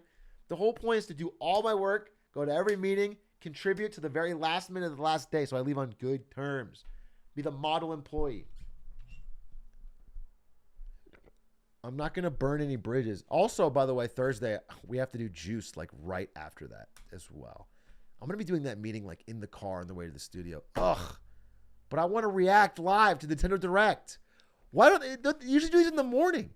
They usually do these like right in the morning. Why do they do me at 1:05 p.m.? God damn it, Nintendo of America.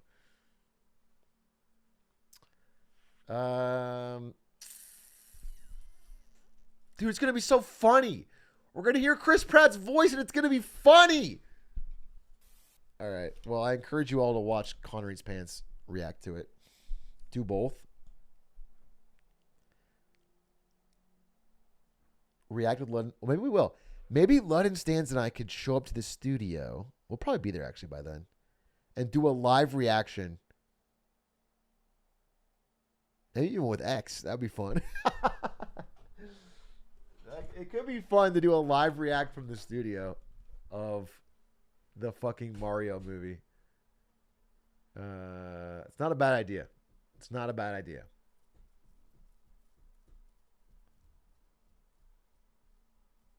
It's not a bad idea. I would just need to figure out this meeting situation. Technically, this meeting could probably be moved. Or I could send notes and skip it. I most likely will not have much to say in this meeting, given that it is 1 day from my final day. You know, I'm not gonna give me action items. There's not gonna be things I need to do after the meeting. I'll see. I'll think. I'll see.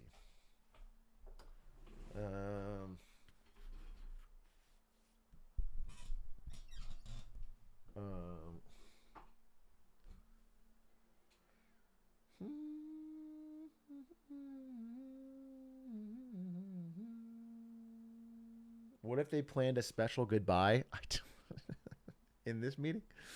I don't think you guys know what meeting it is. It's very boring. I don't think that it will be a special goodbye.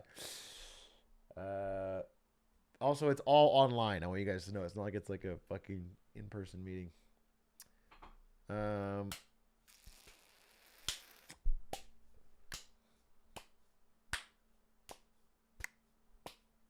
RE cannot make it due to an urgent matter. That's not the fucking email I would send. That's not the email I would send. I would just send my small updates over text, and then I wouldn't need to be there, especially because it's my fucking second to last day. It's probably, it actually is 100% fine. I know it's fine. I've done it well before that I ever resigned or thought about leaving. Just say your dad's sick. No, you guys are all bad employees. You don't want to lie at all. Want to see a fun tweet? I do. I would love to see a fun tweet.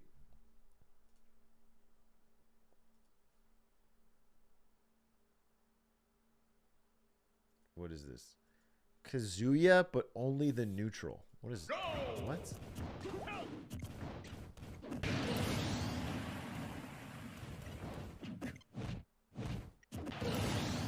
Okay, just instant kill.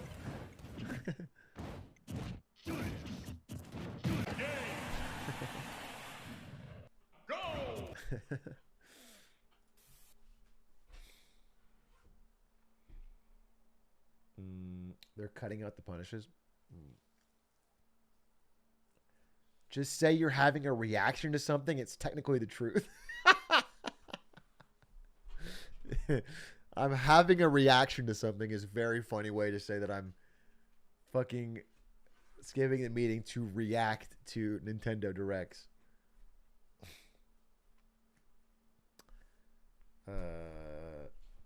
Interesting.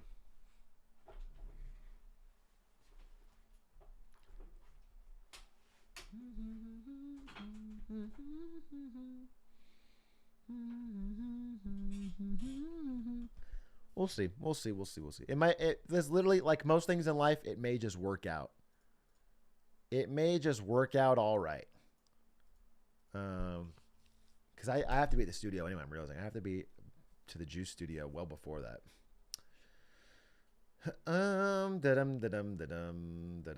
What else is on? LSF. Forsen loses 4 days of progress and mauls at chat.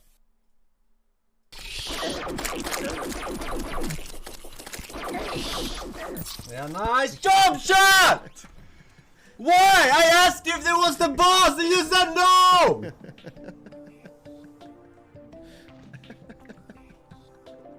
Damn, I've never seen Forsen get that heated. Rare Forsen mauled.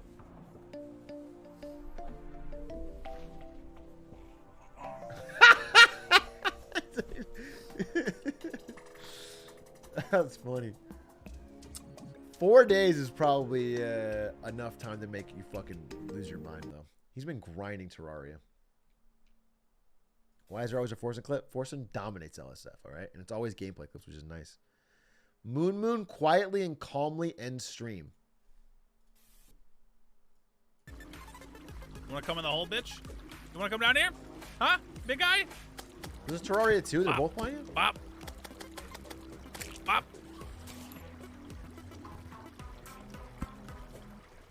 I get the feeling this is not going to go well. And I'm fucking stupid! Oh! Oh, I'll see you tomorrow. Oh, fuck. God damn it! No! Oh! Dude, I can't. I can't right now. I can't. Is Terraria goated? Can I confess I just don't get it. I don't everyone seems to fucking love it, dude. They love it. Everyone gives it like universal positive praise. And when I played it with Let Stands, I created the character Cactario, the cactus. And it was like decently fun, but I didn't see how it was like. I guess you just have to get into it.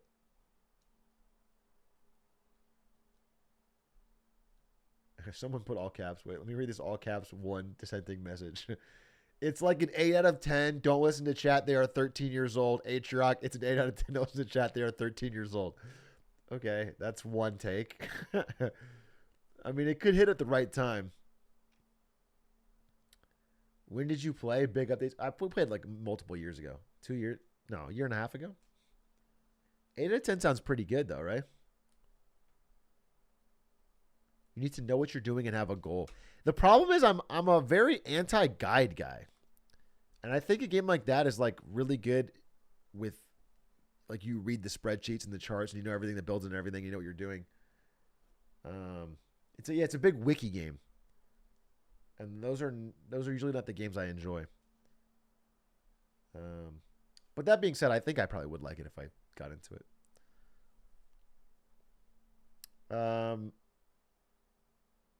Top 18 most subbed streamer gaslights and berates chat for not subbing. Take notes, chat. Come on, guys. He might have some good points. Let's not rule him out. He might have some good points. Let's see what he's saying. Come on, guys. 5 subs. 5 subs and we get 50.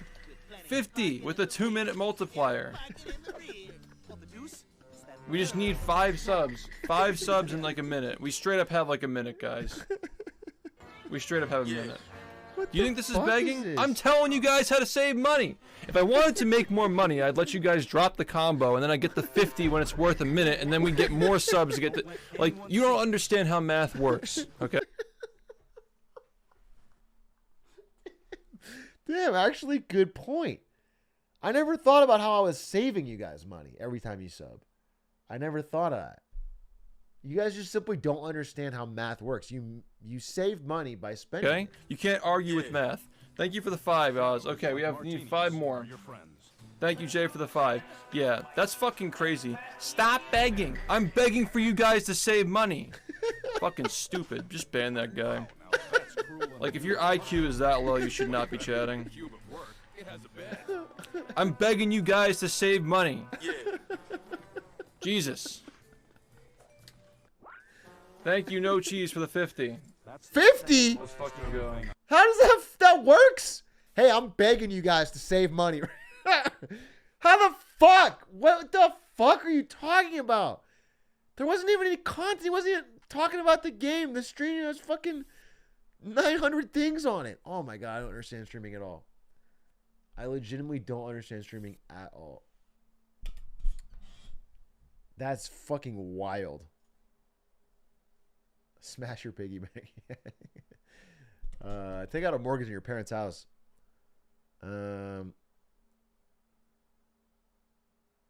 Twitch sends Kai Sanat a LED light logo. They got me a Twitch, bro. Here. Bro, they got me a Twitch W logo theme. 20 gifties. Whoa! Thank you for the 20 gifties, stuffed Koga. You are saving an insane amount of money right now. Holy moly, dude. Is that billionaire investor Warren Buffett making an investment in his financial future? By dropping a 20 gifty bomb? To save? For the long term?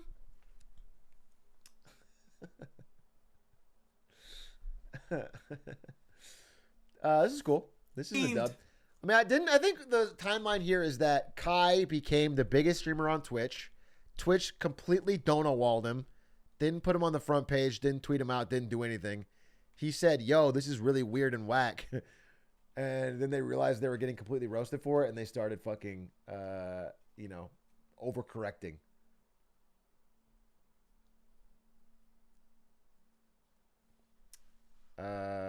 Which is good. I mean, it's better than not doing that. At the end of the day, like, even if someone's motives are not, or like the reason they did it is not as pure as you'd like, they're doing the right thing. You know, they're showing love to a creator that's blown up on their platform. Literally, who is that guy? He's the biggest streamer on Twitch, man. He's fucking crushing. Well, actually, he's biggest on viewership, but Kai's biggest on subs. And he's got, I gotta be honest with you, the most raw energy I've ever seen from a Twitch streamer. He just brings an insane amount of energy and tons of bits 24/7. He's actually really impressive.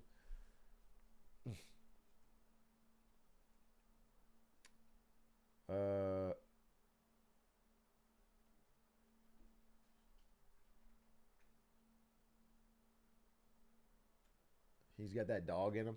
Yeah, maybe. Did you see the virtual gift the other day? No, link me. What is it? He had some more viewership to XQC. Yeah, him and X are like kind of trading back and forth. But it was crazy. He did like a 24-hour stream and he had like fucking stuff going on at all times. You know, most 24-hour streams get pretty fucking stale. He had shit. He had fucking, I don't know, constant things happening. What is this? Virtual has a Freudian slip. That sounds funny. I'm already excited. I was tuning into Virtual a good bit when he was doing the khaki, all those like challenge runs. He was doing like a different one every day. It was pretty fun. Let's see. Am I a socialist or leftist? This is a Trackmania stream. I'm a racist. A racer, not a racist. It's not my first language. A racer. Sorry.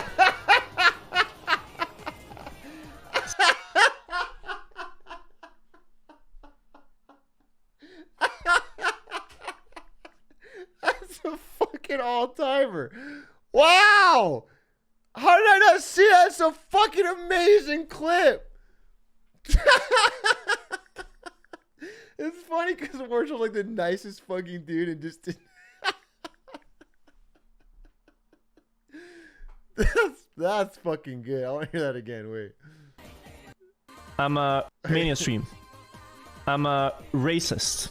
A racer, not a racist. It's not my first language. A racer. Sorry. That's fucking great. That's fucking excellent. I can't believe you didn't let me that. That's amazing. Thank you for that link. That's good. Poor Virtual.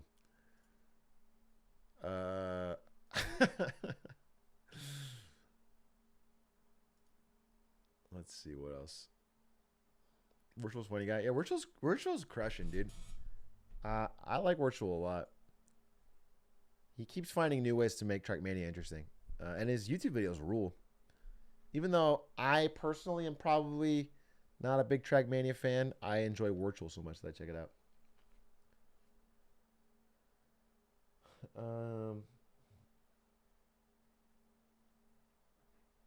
Check this out. What is this?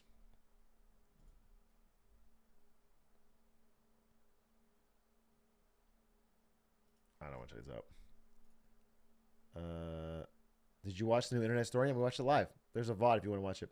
It's pretty good. He talked about the Popathon songs. Oh, that's hype.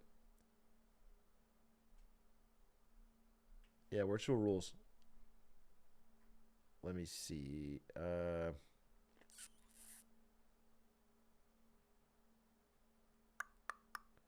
Velma. No. Skip this one. Skip this one. What the hell is this? CS Caster goes out of pocket. Oh, wait, what is this? Hikaru comments on Hans's growth charts. Well, he's actually stuck right here. He's like stuck right here. And now the Hans graph. No, this isn't Hans. This is Noterbeck. Okay, let's get to Hans's graph. Okay. So let me look at some of these other graphs. None of these other graphs look like shooting stars, right? Like they all have some flat line. This is literally a straight gap up. This is literally a straight gap up, right? It's like literally, it's like non-stop. It's straight up. Okay. That's only up to age 19, true, but it is a straight up. I thought he was gonna make a joke. Exponential growth. You can't stop Hans. His method of learning is just so cutting edge. Yeah, exactly. Yes. Hans is gonna be rated 4,000. I can't wait, dude. I cannot wait. I'm buzzing with excitement at imagining Hans at 4,000 rating, dominating the chess world. Nothing makes me more excited.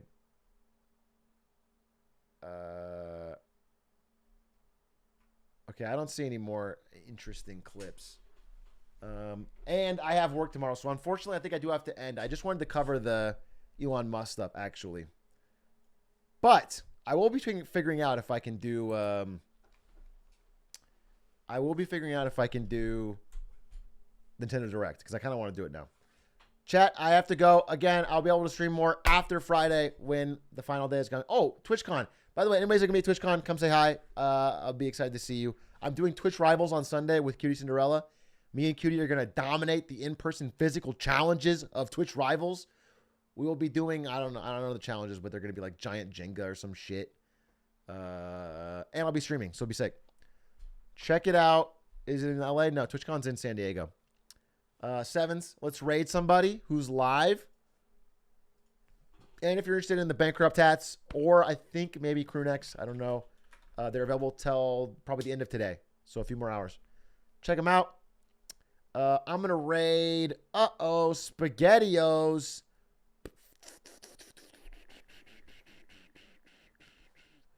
Let's raid Will Neff, baby. Raid William Neff. Everyone check out Will Neff. He's funny as fuck. Ending song.